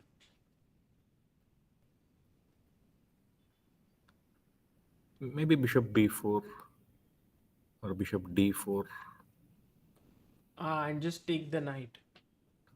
Check. Something happening here? Check, and maybe some check with the queen here. Take. Or Both is he have going back to- rank. I mean, black has a back rank issue, he has to be careful. Yeah. But do you go bishop f1 or king h2? He goes king h2. I think white king does look a little bit in trouble here with all these squares covered. One check. Maybe h5 just keep taking away your back rank issues and trying to fix this with h4. But queen h5. h5, queen h5, bf2. Huh? But queen h7. Oh, queen h5 is... Yeah, he's probably thinking whether to push d4 or not. He goes bishop e6. Okay, he takes the pawn, I Yeah. thought. Queen d6, knight f4. Huh? Oh, so take here, check, and knight f4. Yeah, possible. Oh, he takes it. He takes the pawn. Knight takes. Nihal very calmly. 13 seconds for him. 20 seconds for Praggnanandhaa. Pragg needs to make a move. He goes queen b8 check. Yes. And g3. This time Nihal didn't have to move his knight because it was not attacked again. Black has to be careful about the back rank. He has to push some pawn, h6 or g6. Oh, he played h6. But now Nihal is a pawn up. No, but two bishops, good compensation, active pieces. Queen e5, you can centralize probably. Yes. Oh, he's taken here. And I think this one... Oh, he did not trade the queens here. Pragg could have traded the queens. But he went queen a8, f3. And what happened? Oh, he blundered something. Queen a7. And he resigned. Who resigned? Nihal resigned. Queen g1 mate. Pragg won. But I don't know what was the move that was played. We just missed. f3, queen a7, and he resigned. Huh? He resigned, but no, there is a move. No, Rook G2 is there. But there is no move on the. Maybe he lost on time. He lost on time. Ah, He Rook G2 and the position is completely fine, like playable. Queen But D7 probably. yeah, but H3. he just lost on time there, Ah, which means that now Prague has a 2-point lead. Whoa, that was a big surprise there. yeah. I think in 3+2 also at some point it gets very, very less time. You know, Yeah. they just don't. Online chess maybe 2 seconds is fine, but over the board just to make a move takes away one of your seconds, 1 second. Yeah. It's surprising. Like, yeah, the turn of events. No, but in this game, I believe, like, for most part, Prague was playing very comfortable position. Yeah. Only like it became equal after this. He lost this pawn. And here, generally, you know, we are used to seeing Nihal handle his time very well, but that is in online chess. In over the board chess, anything can happen. So here, No, also like he's playing in front of his home audience. Right. There's a lot of that pressure is also there. True. It's not easy.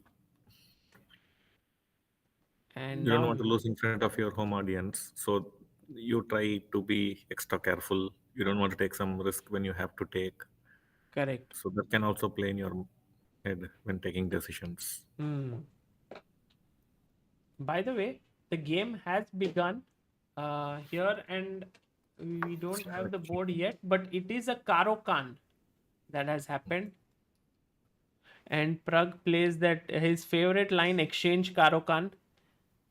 I think which also Magnus likes a lot. Yeah, a lot of even Levon has played Right. many interesting games in that. Okay, let's see if we can. So E4, C6, D4, D5, ED, CD, Knight C6. Sorry. No, BD3 maybe. BD3, Knight C6, C3.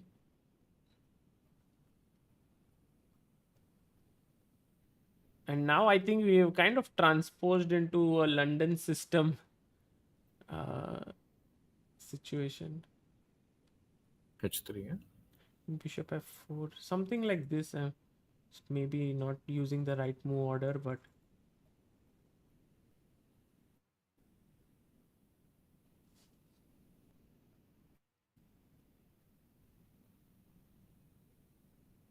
We are not getting the relay? no, there's no relay here of the game. He's taken on G6 and doubled the pawns. This is actually very, very nice position, no, for white, like small Yeah, edge. Yeah, so Ding Liren has also played few good games in this. Even Prague has won a nice game recently playing this with white. Basically, you get This A4, A5, Jumabayev game, right? Yeah.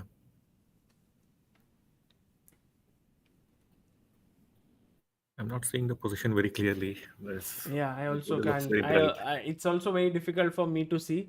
I'll just check if we can. The game is live somewhere else.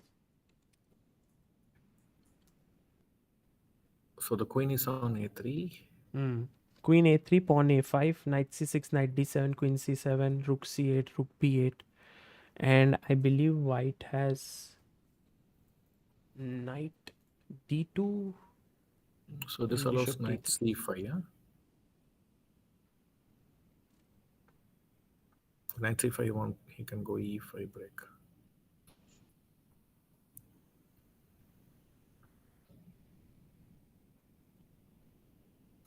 It's a small dilemma. Like white has all the pieces in the right squares, but it's very difficult to make further progress. Like if he goes to rook E3, rook E1, the A5 pawn will be in trouble. And if he tries to defend it with B4, then the C3 pawn will be in trouble. Right. So maybe he should get B4 and just defend the C3 pawn and get knight C5. So in that sense, maybe you can start with rook E3. It goes knight C5.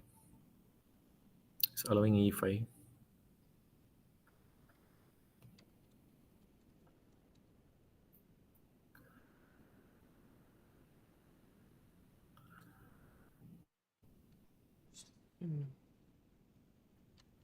So both are playing with the knights happily.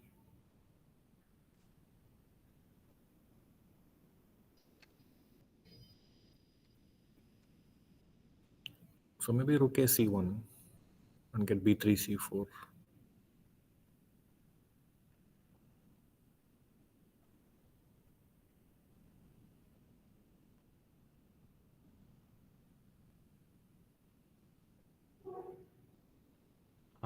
So right, I was just trying to see if we can somehow get the game, but it is a little bit tricky. So yeah, maybe. Yeah, some brightness reduced. Now Now we got the game. Yes. Okay. Brightness. Okay. Okay, knight e3, yeah? Oh, he took.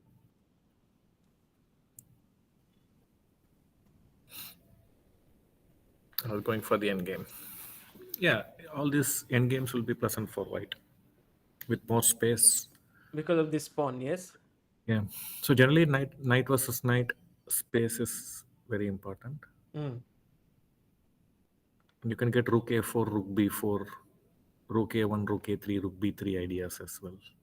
And also, if Pragg wins this game, he's won the match. So it's a very important one for Nihal to stay in the battle.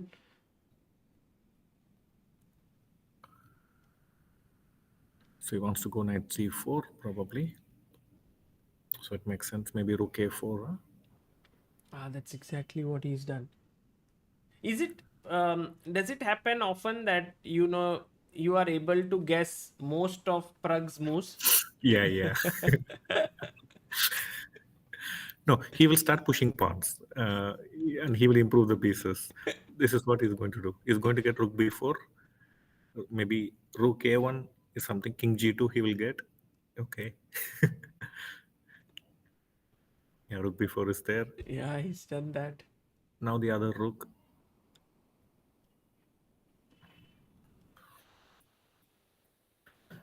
So this is tempting. Rook f3, rook e3, rook f3 is tempting.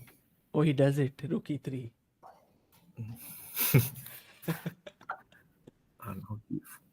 And he comes back. I think he's still tempted by this idea.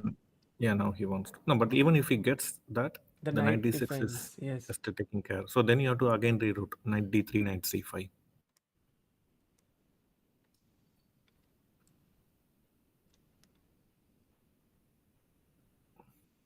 Maybe c4. Yes, c4, exactly. C4, you huh? spotted it very quickly. C4 was because a you are great thinking move. CD, ED, f3. Right. And then this, he did not see it. Pragg went knight d3. But there's no need to do that he's not in a desperate position. A draw is fine for him. True. So now he has to go rook a1. At the right time, he's going to play f3, knight c5. Oh, and he's brought his rook up. So he's stopping knight c5. So he's going to passively defend. Now f4. Rook b8, f4. Huh? Or rook b8 maybe play rook b5. King f3. Okay. Getting his king in. And Nihal now starts pushing in He wants the to center. go for e5. Yeah. But this allows knight f4, I thought. Yeah, knight f4, knight f8. This is a very nice grind by Pragg until now, but it has to be seen whether this will now lead to... knight c5 is very strong. Because no knight Knight d7. f8 looks, Wow. Yeah. It looks like he's losing the pawn or something. Rook c7. Oh, and he's now... King c6. Oh, he's blundered. King c6, knight a6. Pragg is winning. Nihal has lost and Pragg will win this match. Takes. Rook c5 check and take. Huh? Oh, rook c5 check, even more accurate. And he does it. I think Nihal almost wants to resign. And Pragg wins the match. The Che International Chess Festival. 5.5, 2.5. And I think the arbiters telling them the match is over. Do you want to play? Maybe if the arbiter asks them, would you like to play? I am sure they would play the two games. But because Nihal and Pragg play Blitz all, they allow to play Blitz anyway. They won't mind playing few more.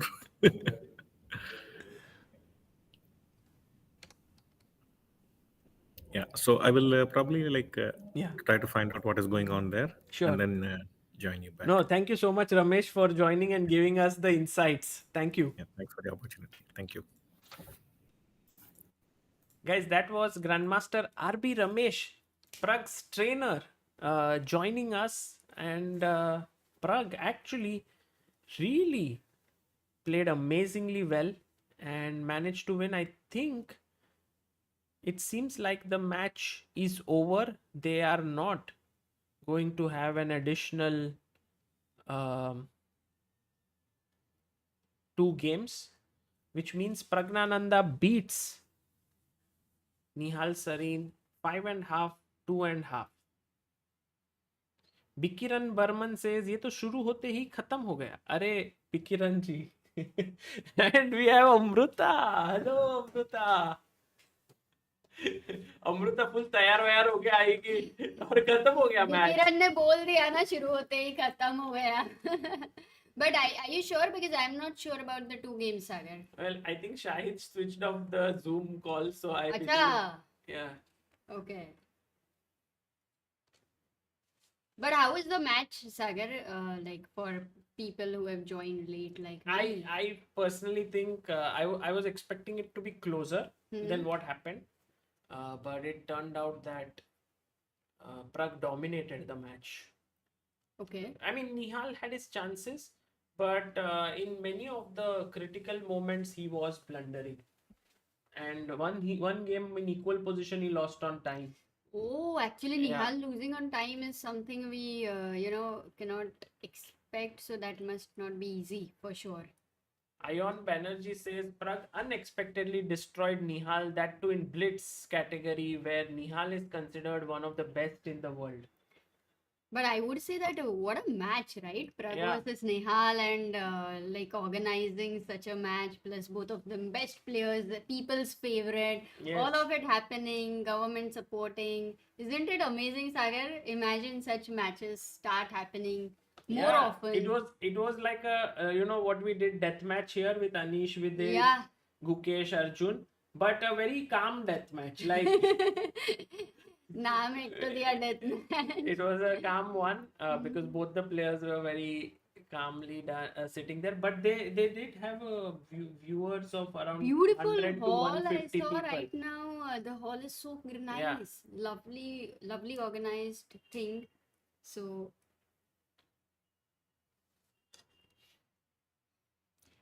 but I'm sure such an experience is always great when you have to prepare against one person. Normally, But normally at world championships they have that.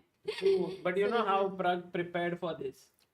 No, I don't know. He was traveling from Bhubaneswar, where he won yesterday, Ah, and then he traveled because there's no direct flight from Oh. Bhubaneswar to yeah. Kerala. Kerala. Trivandrum, where this match is. He had to go to Mangalore, and from Mangalore, so it took him 10 hours. Oh, so So Prag he was reached like at the 7 night, AM. yeah? Prag was like the night. Yeah, if we Slow can travel. get maybe one of both the players or yes. one of the players, that would, It would be amazing to have both of them. yeah. Hey, your mic is off. Yeah, I Got it. switched off the mic because I believe someone will join. But guys, did you enjoy the match? What was it? Lokesh says, guess post World Cup, Prag is level up. Confidence and play, next level. True. Rohit Kumar Jha says, Sagar, your thoughts on India losing yesterday? I thought that it was great play by Australia. Is today ChessBase India camp? Yes, today is the big chess winter camp at 4 p.m. Please do join us at the Phoenix Market City. Yes, and experience the Mumbai winter. Jacket वैकेट पहन के आना, नहीं रहेगा तो you can buy from our shop. No, anyway, in our city, in Phoenix Market City, there is always AC, and also it feels like winter. Got it. Lokesh Natu says, best surprise in the morning. Oh, that's so nice. Naresh विश्वास says, पता नहीं क्या हो रहा है कल से, जिसके लिए रूट कर रहा हूं वो हार रहा है. एक जन तो हारेगा ही Each, कोई भी. yes. Yeah. Sanket Joshi, thank you. Say all the best for CBI for the camp. Thank you. Amruta, maybe we'll wait. I'll Yes, call of course. Saravanan and ask if someone can join in. But But you can You call can- from here now. no, it's okay. 1 minute. Okay, you can come back. Hello. Lokesh has got over yesterday's painful loss due to this coverage. Thanks a lot. Uh-huh. Can you have one duel between Vaishali and Prag? Why not? As I have been saying, Vaishali constantly improving. Not far from beating Prag. But it would be great if we can have both the players. That would be amazing. And I'm sure the match was epic. How is morning time for you guys? Because generally we have streams in the afternoon and evening, and all of you are mainly used for evening streams. But how is morning?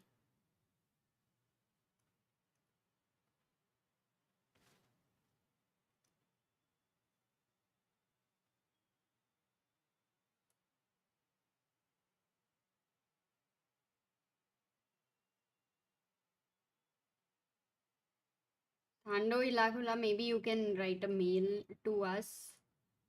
With all Indian players when playing against each other, I root for that play for whom this win matters more. That's what Lokesh says. Huh, that's also like you're not even saying the one who plays the best should deserve to win, but you're saying for the one it matters the most. That's actually very nice. Makes sense.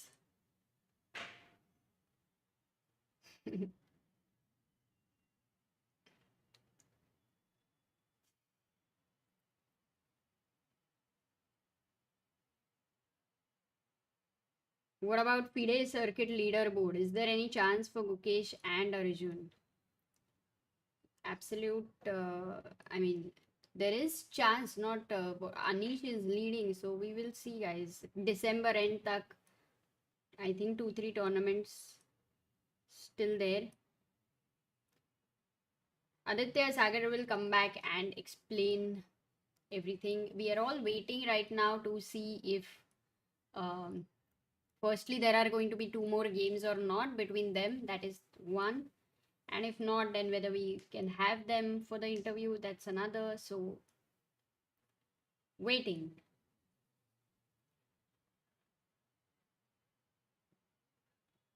Night. Okay. Yeah, morning for Indians, right? Maybe for other people, you guys are afternoon and night. That is cool. Sanket says, Sara bhai aa rahe hai kya? Array. Yeah, it's been a long time. Maybe yeah, I think he will be. Let's see. He said he'll bring them for interview. So if that works out, we will talk with Sara as well. Tanmay says, can I spot a mate in 2 on the position on board 2 moves ago? Sagar missed it. अभी मैंने last position देख लिया 2 moves ago. अच्छा इसका फर्क नहीं पड़ रहा है last position. That's a test. Right now let me see. यहाँ पे हाँ. Oh wow, really? Oh my god. But did Prag not play that? Oh, nice, mate. Nice question. That was Tanmay. Rook b6. Cool finish, no? It would have been.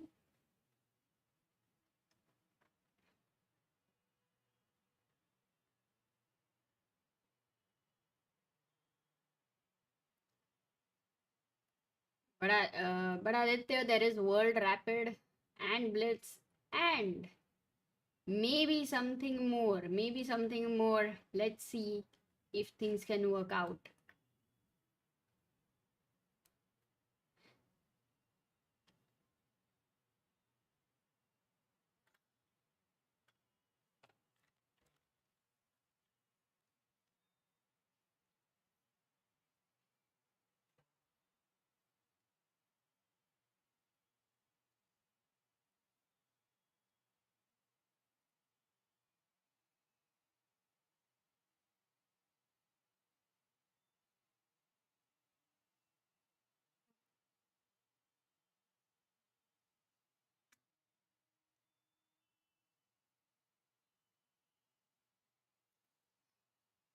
Okay, so guys, let me just check what's happening right now. Sagar is going to come back, and oh, do we have? Are you there? I don't know if Ramesh is here. 1 second.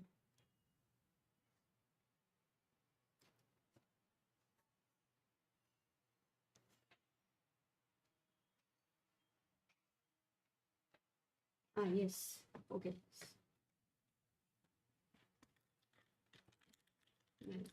Oh, they are playing again, yes? The two games?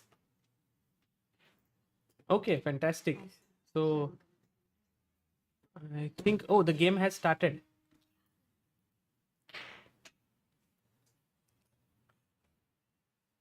I was actually coming there to call Saravanan for knowing whether the round is happening or not. And yeah, there we have both of them.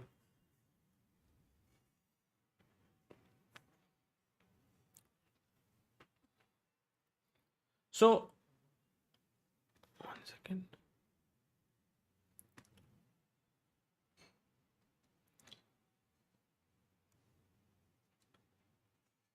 So, Ramesh, can you see the board?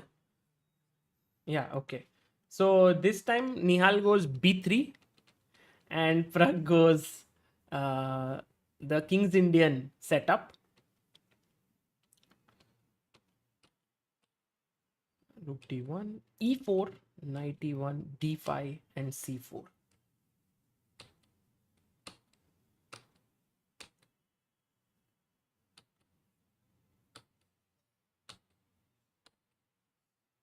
But look at how Nihal has got his knight. I mean, his knight has gone to a3, but I don't think has a good square anywhere.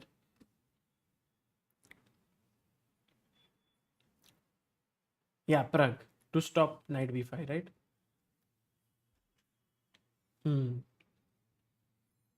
But now he can kick the knight away with c6.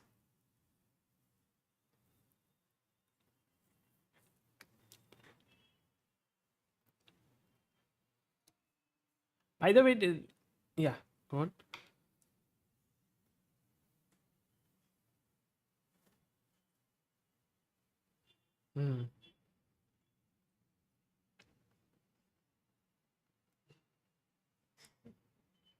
Well, he has played c6, knight jumps back, and he takes,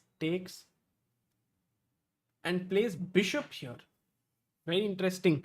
He wants to trade the bishop, maybe to create an attack on the king side.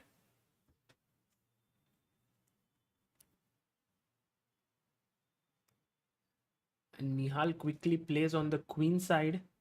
Bishop takes.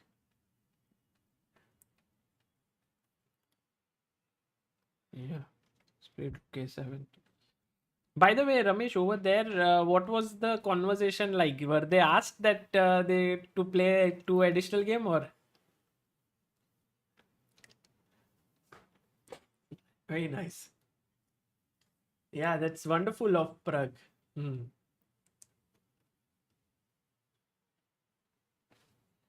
Right.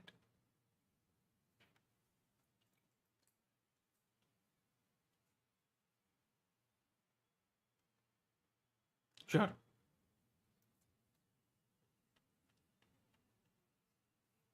He's attacking. Yes. Right, and there is no fork here.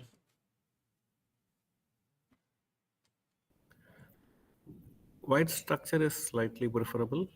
The e4 pawn could become an issue later if black is not careful. So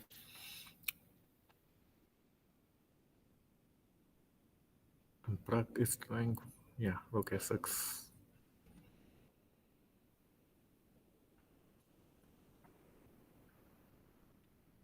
So he Now has. he cannot take on c4 because b5 is coming. Yeah, bishop is on, queen is on. And this has happened. So take, knight c5, attacking here and here. Some exchange sack possible. Too risky. There is no need.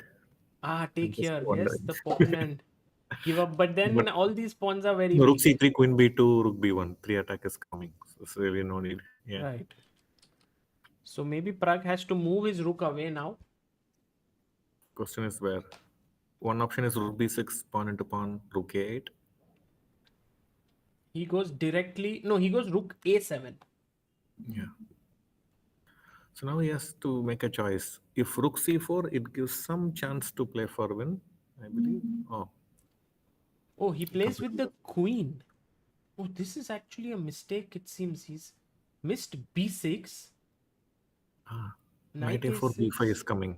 If knight a4, b5 is coming. Now c5, yeah? But there is Or a rook classy c8. move here, Ramesh. I don't think it's. I don't even. Oh, he finds it. Bishop f8. I don't know why this is, but this is the only winning No, move. no. Idea is rook a8 and knight is trapped.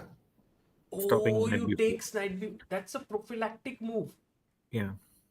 And I think And Nihal after has rook missed a8, it. rook a1, the knight is in pin. He'll just go queen b7. So even if you play this, rook a8, and the knight can never move. Yes. And he cannot go rook a4, b5 is coming. And if here, queen Just, b7 and double, and now maybe b5. b5. You lose. Wow. What a move, bishop f8 by Pragg. And I think Nihal is right now surprised because he didn't expect it. Yeah. He didn't expect that after b6 he has to go to knight a6. Yeah. Queen c4 was a bad decision. Yes, actually here he should have, instead of, after knight c5, rook a7, just taken back with the pawn, making this square. But Yeah. he went here, and after queen c4, b6, knight a6, beautiful move by Praggnanandhaa. Bishop f8, stopping here, and I think he'll win another game here. Yeah, it's very sad from Nihal's viewpoint. Yes. 2 wins for him would have made both happy.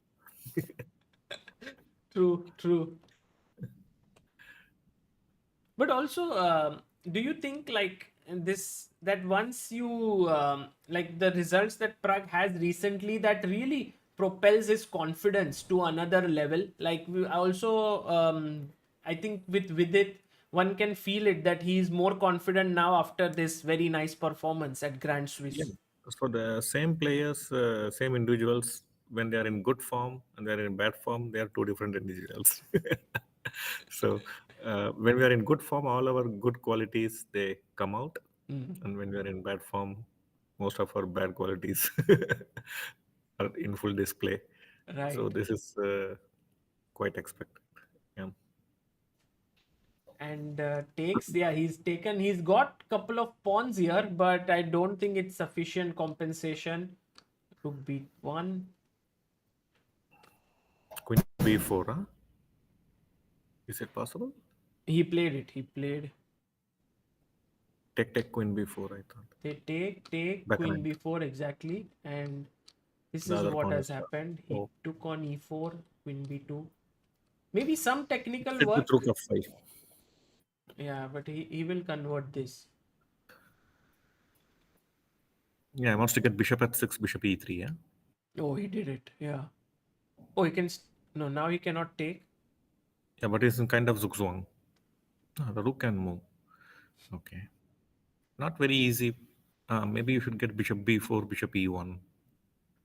If the bishop can reach here, then this spot.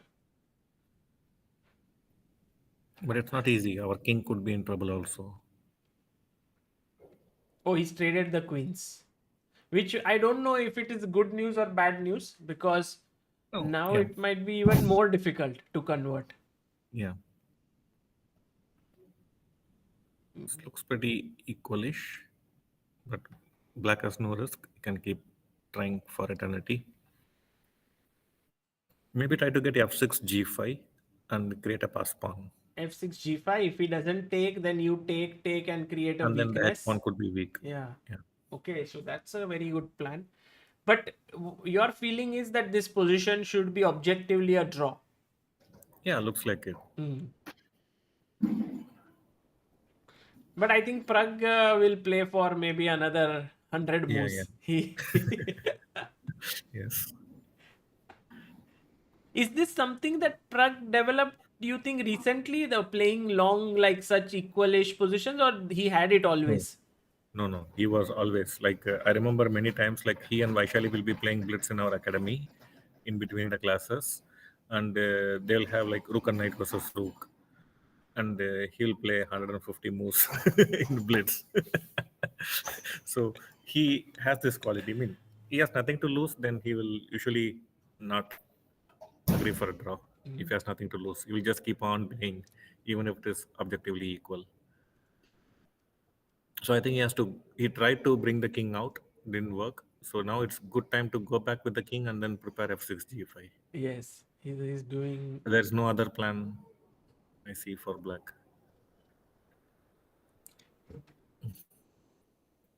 Also for Nihal, it's never easy to keep defending such a position. He might at some point collapse. That danger is also there. Yeah.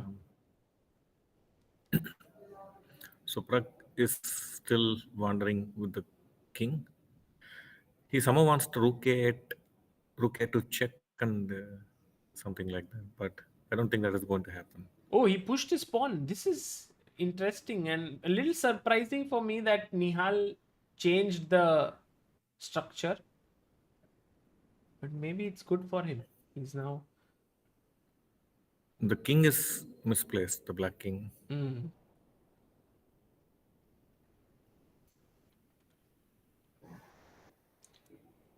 Oh, what? He blended, What happened? He blended. Who blended? Oh, Prag blended. Oh no, Nihal blundered. He played d6 Nihal, here yeah. and he forgot about bishop c3 Bishop C3, losing the rook. He touched Oh, the pawn and then he saw, but he couldn't take it back. oh my god. And again, I think this is the second time where Nihal once he lost on time, and here he could have played something like king d3, king c5, and maybe. Yeah, I asked Prag about what happened. He lost on time, and he said it seems Nihal did not see Rook g2, and he was just trying how to stop this mate, and his flag fell. Oh. Wow, this is the last game now, and I think Prag might be looking for a complete dominating performance here with 7.5, and Nihal would be looking to get 1 point back. Yeah. No, but in general, it seems black is winning more games in this match. Right.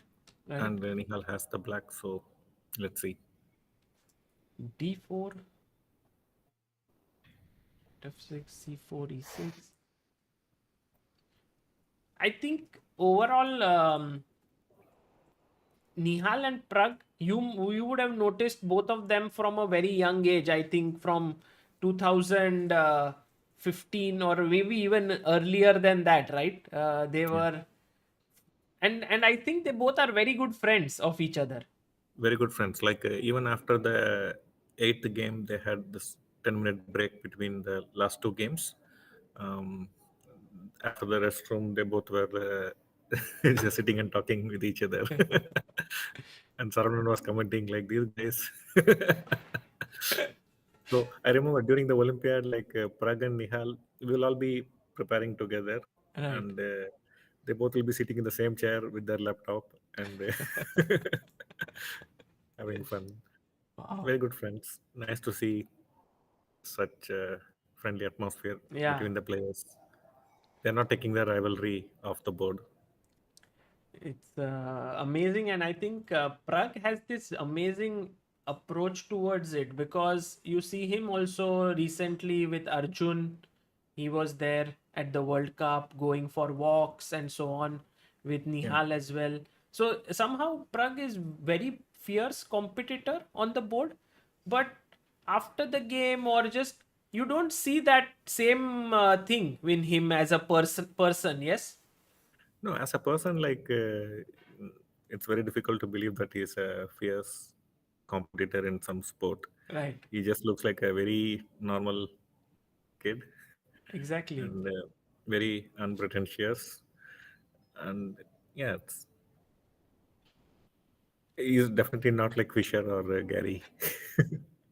And he doesn't even try to do anything of that sort, right? He's comfortable with just being that way. It will look very odd for him to be like that. Yeah, true. This is his natural self. Mm. And at one point, just probably before the COVID lockdown, The Indian scenario was very interesting. It was, I believe, Nihal who was having higher rating, Yes, he was highest, 26 and second something. was Prague.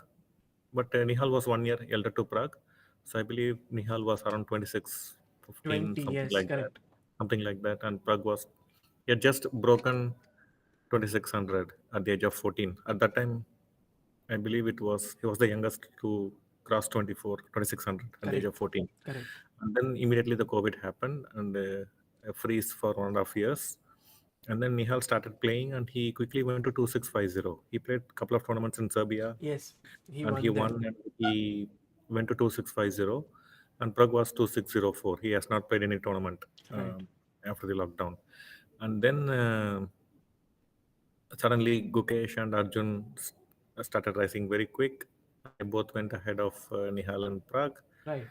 And yeah, Ronak was very close to Prague, and it was not very clear who is going to break. And now things are still in a flux. Nihal has good thing has crossed 2700, but Yeah. again dropped a bit.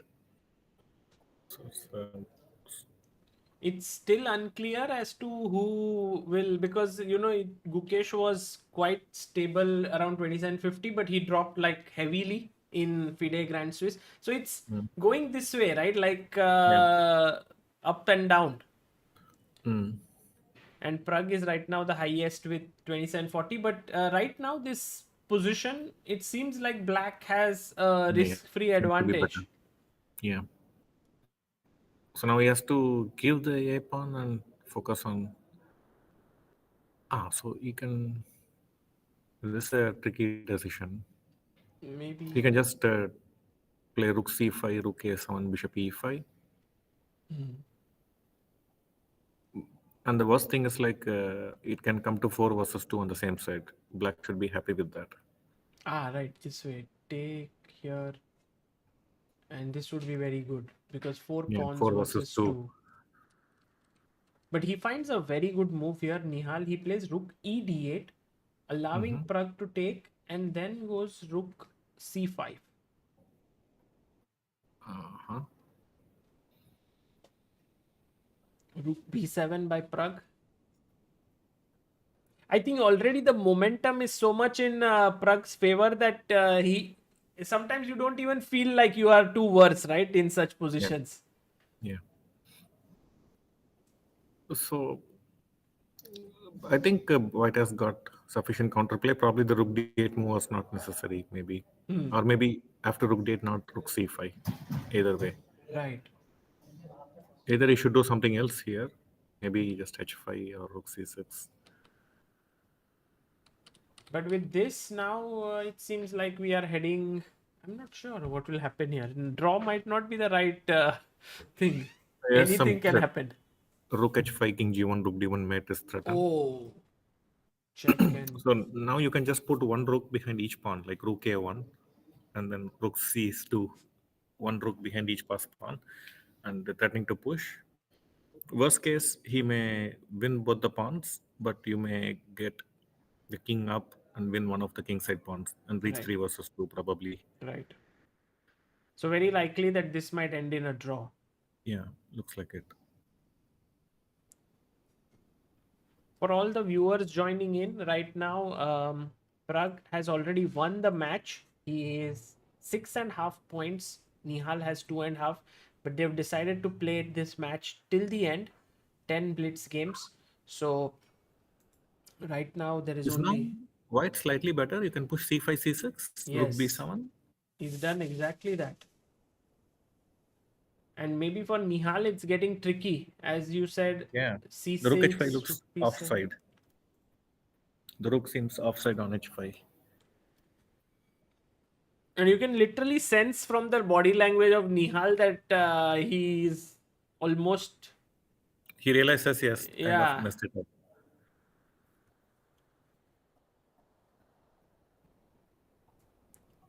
Was rook d5, but then now how does that stop c6 and it's a C6, rook big c7. blunder actually. Rook. Actually, king f8 was a better move, getting the king into the game somehow, but So maybe we have to calculate c6, rook d1 check. He's just going here. Now rook b7? I don't understand. He wants to go rook c8 or what? But what? G3 threatening mate in 1 and resigns. Okay, Oh, sad. that Okay, was. so I will ask the players to join us. Yeah, that would be wonderful. So right now, guys, the match has come to an end with Prague dominating. Let's hear what is happening outside. Maybe we have audio from there. So 1 hour and 10 minutes. Sorry, 1 hour per minute per game, 10 seconds per minute given for them. How much time? Because it is time, lost time. Can't be going round and round now. Cubans took 1 hour 45 minutes plus 10 seconds. We want 1.5 hours to be okay. They're discussing about the simul. 1.5 hours plus 10 seconds. Okay. So 1.5 hours. Sagar is ready. Sagar, come to me here. So then after you.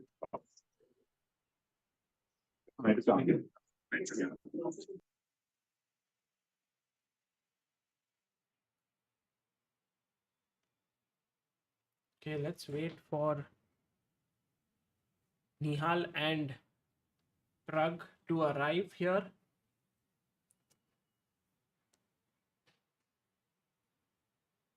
Arjun Sharma says, we do not care who wins or loses. Ultimately, Indian chess, which is getting the best of the two. That's true. That's true. Do you mind signing autographs and all after this for the audience? Yeah. Okay, look, right? Yeah.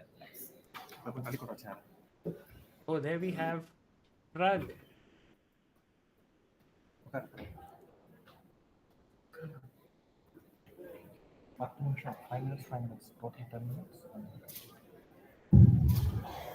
We are coming here.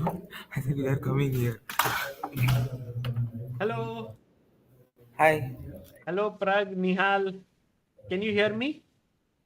Yeah, we can hear you. Firstly, congratulations, Prague, for this victory. Maybe if you could come a little bit inside the frame. Yeah. And Nihal, a great, interesting match, great fighting match. Maybe I'll start off with you first. There were many occasions, especially game 1, where you had very good positions, but something went wrong. Like you missed this rook f4. Then once you were like you lost on time. Did something was off today? What was it like? Yeah, I guess for sure something was off. I was just Prag was just much sharper than me today, and he just played much better, so he completely deserved to win. Uh, was it a bit of pressure playing in front of the home crowd in Kerala or? No, not really. Okay. Prag, what about you? You not only played today, I heard that you traveled 10 hours from Bhubaneswar to Mangalore to Kerala, then hardly slept, I believe, and you were here. You look very fresh also. What's the secret?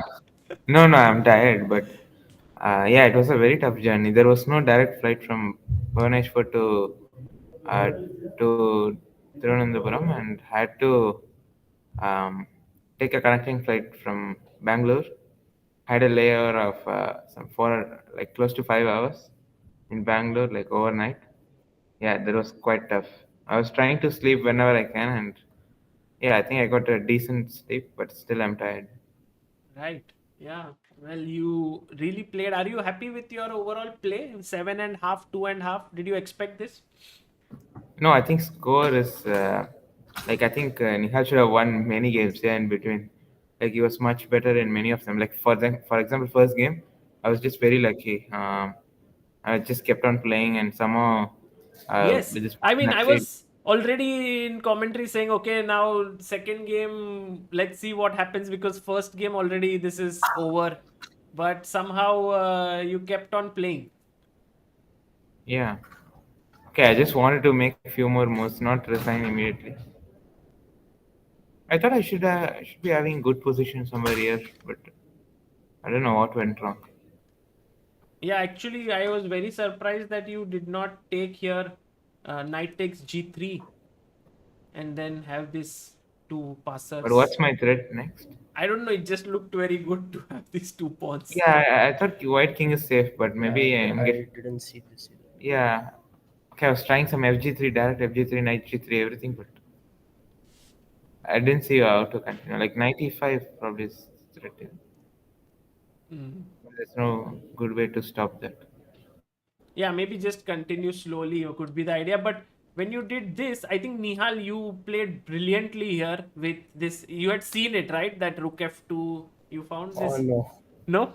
no, I just made some moves. but very nice moves. Yeah, this is strong. Very strong. I And thought I missed something here, but probably it's already quite bad for me. yeah, now it's lost actually. There's no way for you to save. And yeah, of course, this was winning, but then in the end, what did you miss here, Nihal? Was it just less time or? No, it's already very tricky, yeah, in this position. Yeah, I just panicked in time to. What is the correct move here? Yeah, there's only one winning move now.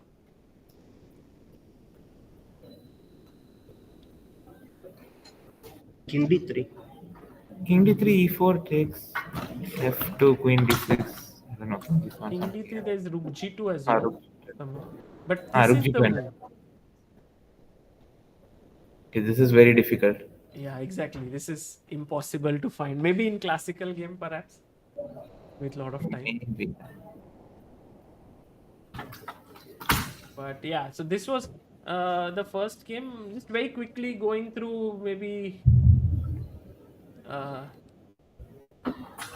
This is game one. Sorry. Okay, game two, Nihal, you struck back. Nice. This point, did you hear that someone after queen h5 said g6? Really? Yeah. No, I didn't. Okay, knight They were f6 like, after? yeah, they were shocked. Yeah, g6 and pieces lost. This knight at 6. This is the one which you had prepared. Correct. So here, and I think Prag, you were better here in this game. Yeah, I was better. I was very tempted to get this bishop to c3, but probably it was not a good idea. After that, I don't see what I should do. Maybe queen h5 here. Here, yes, queen h5. Maybe. It's queen on e1. But your position still looked quite good. But then suddenly you sacrificed a piece. This e5 Yeah, already. e5 was bad. Here it's already kind of tricky, yeah? I thought you were getting g4 next. G4. G4 and some knight Knight h5 h5. also. Okay, I also missed knight f5, but I think after this, I thought it was good. Nihal, you converted this pretty convincingly. Yeah, I think. And then it was. Yeah, I had a small hope here. But I saw Nihal's expression was like, oh no, bishop d8, but then you saw knight e5, knight d7. So Yeah. yeah, still maybe posed a bit more problems. Maybe a4 at some point instead of c4.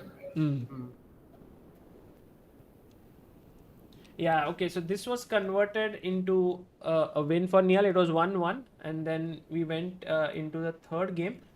By the way, Prag, was it a strategy for you to play more aggressively in this match? Because you played this. No, there was no strategy. I didn't even think about this No, match. I just felt you were taking more risks in general. No, I thought this h6 g5 is.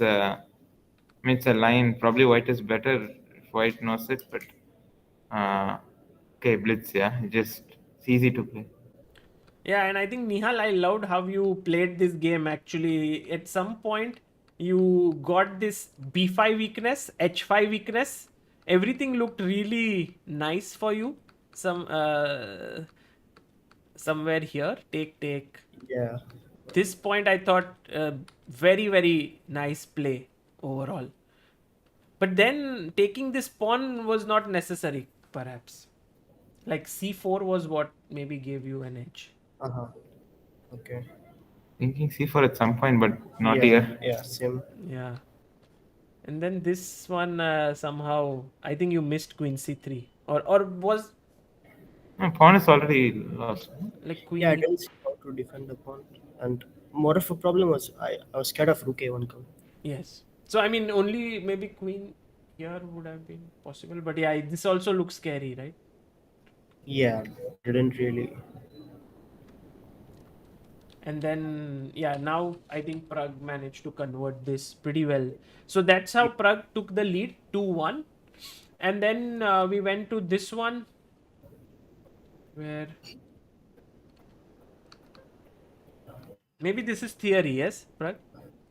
I don't know. I remember somewhere knight BD2 comes. I No, but assumed this that. knight g2 is nice. Yeah, I Idea, remember. I Long know. back, I saw some game.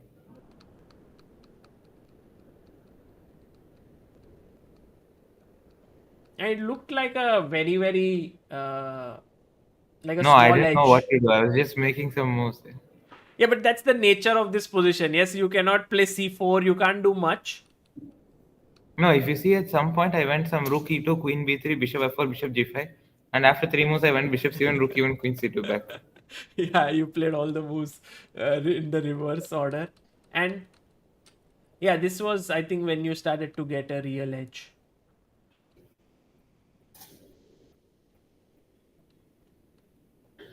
Bishop h5. And I think from here, Yeah, I think I messed it up slightly somewhere.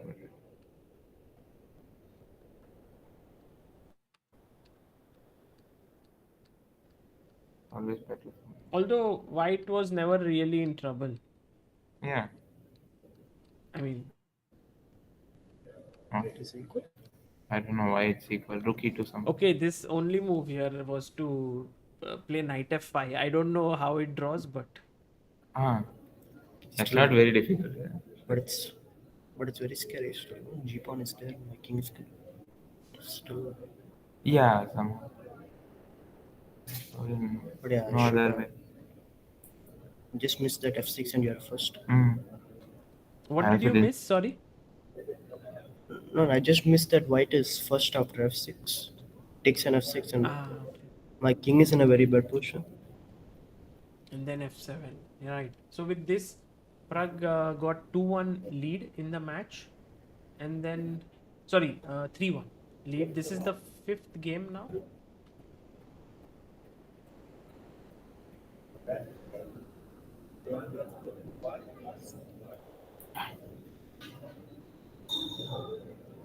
I should have taken a draw here.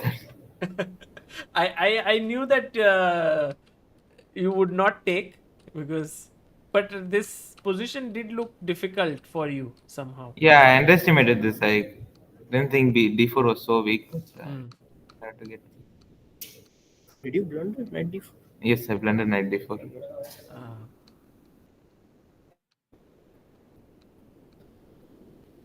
But I think Nihal, this was at this point only this many moves happened. There were more moves in the game, but not recorded. But I think this you converted well this game. Fairly well. With Yeah, the it was a centers. good game. I thought I would hold it easily, but it was very difficult. So score became 3-2, and then we go to the sixth game, where Prague, you played a very, like, you generally don't play open Sicilian in Blitz, perhaps at least.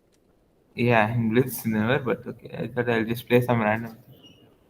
And we got a position which was around equal. Take.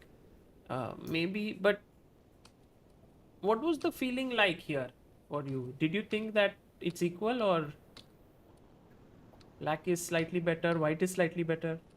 I was just making moves.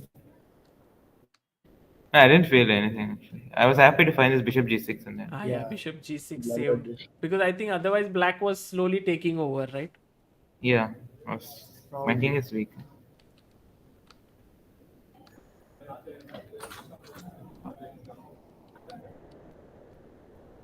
Yeah, I think we have to go a bit faster. This is a draw. Yeah. Then we go to round 7.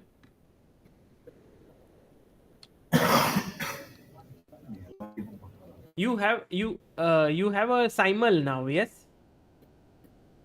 Yeah, it's after some Yeah. time. Right. Uh, yeah, I think we have to go soon. Okay. No, not like now. Right. Okay. No, but thank you so much, both of you. I would love to go through the remaining games, but also it was there's a lot of activities there. One last question I want to ask both of you: your friendship with each other. I've seen it since many years. Can you tell a bit about your relationship with each other? How is your Yeah, you friendship been? Prag is like you say, Nihal. Tell about our friendship. Yeah, it has. Okay, we have known each other since like 12 years now. It's it's very long time. Yeah, we are very good friends. We have been very good friends ever since. Very good friends since a long time, yeah. But you never felt that sort of competition with each other. Yes, even today there was 1 versus 1 match, but you both look so relaxed. Yeah, okay. On the board we fight, but otherwise, Okay, cool, guys. Thank you. Thank you for joining, and congratulations, Prag, for winning today. Yeah, thank you. Bye. Bye. Thank you, Sarah.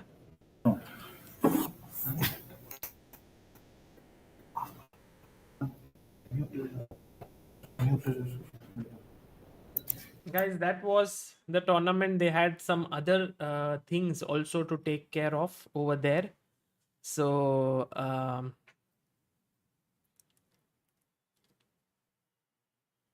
we couldn't go through all the games, but I feel the match was very interesting. I personally felt that it would be closer than what happened here, especially because Blitz is Nihal's forte and he's very good at it.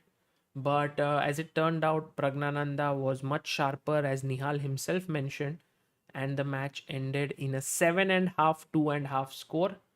A big shout out to the Kerala government for organizing the Che International Chess Festival, which not only had this match but also the Kerala versus Cuba match, which Kerala won. And there were other things as well. There were simuls, there were lectures, and so on. So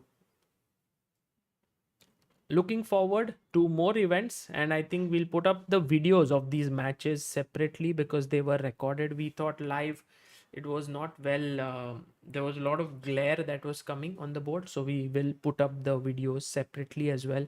Also, I think we'll put up soon the game between Vidit Prague that happened yesterday, and also other some games. So take care, guys, and I think, Tanmay, there is no link for the PSPB Rapid. They wanted to keep it not live, but I have some games recorded which we'll put up.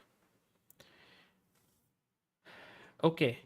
Take care, guys. See you. Thank you for joining in, and bye bye.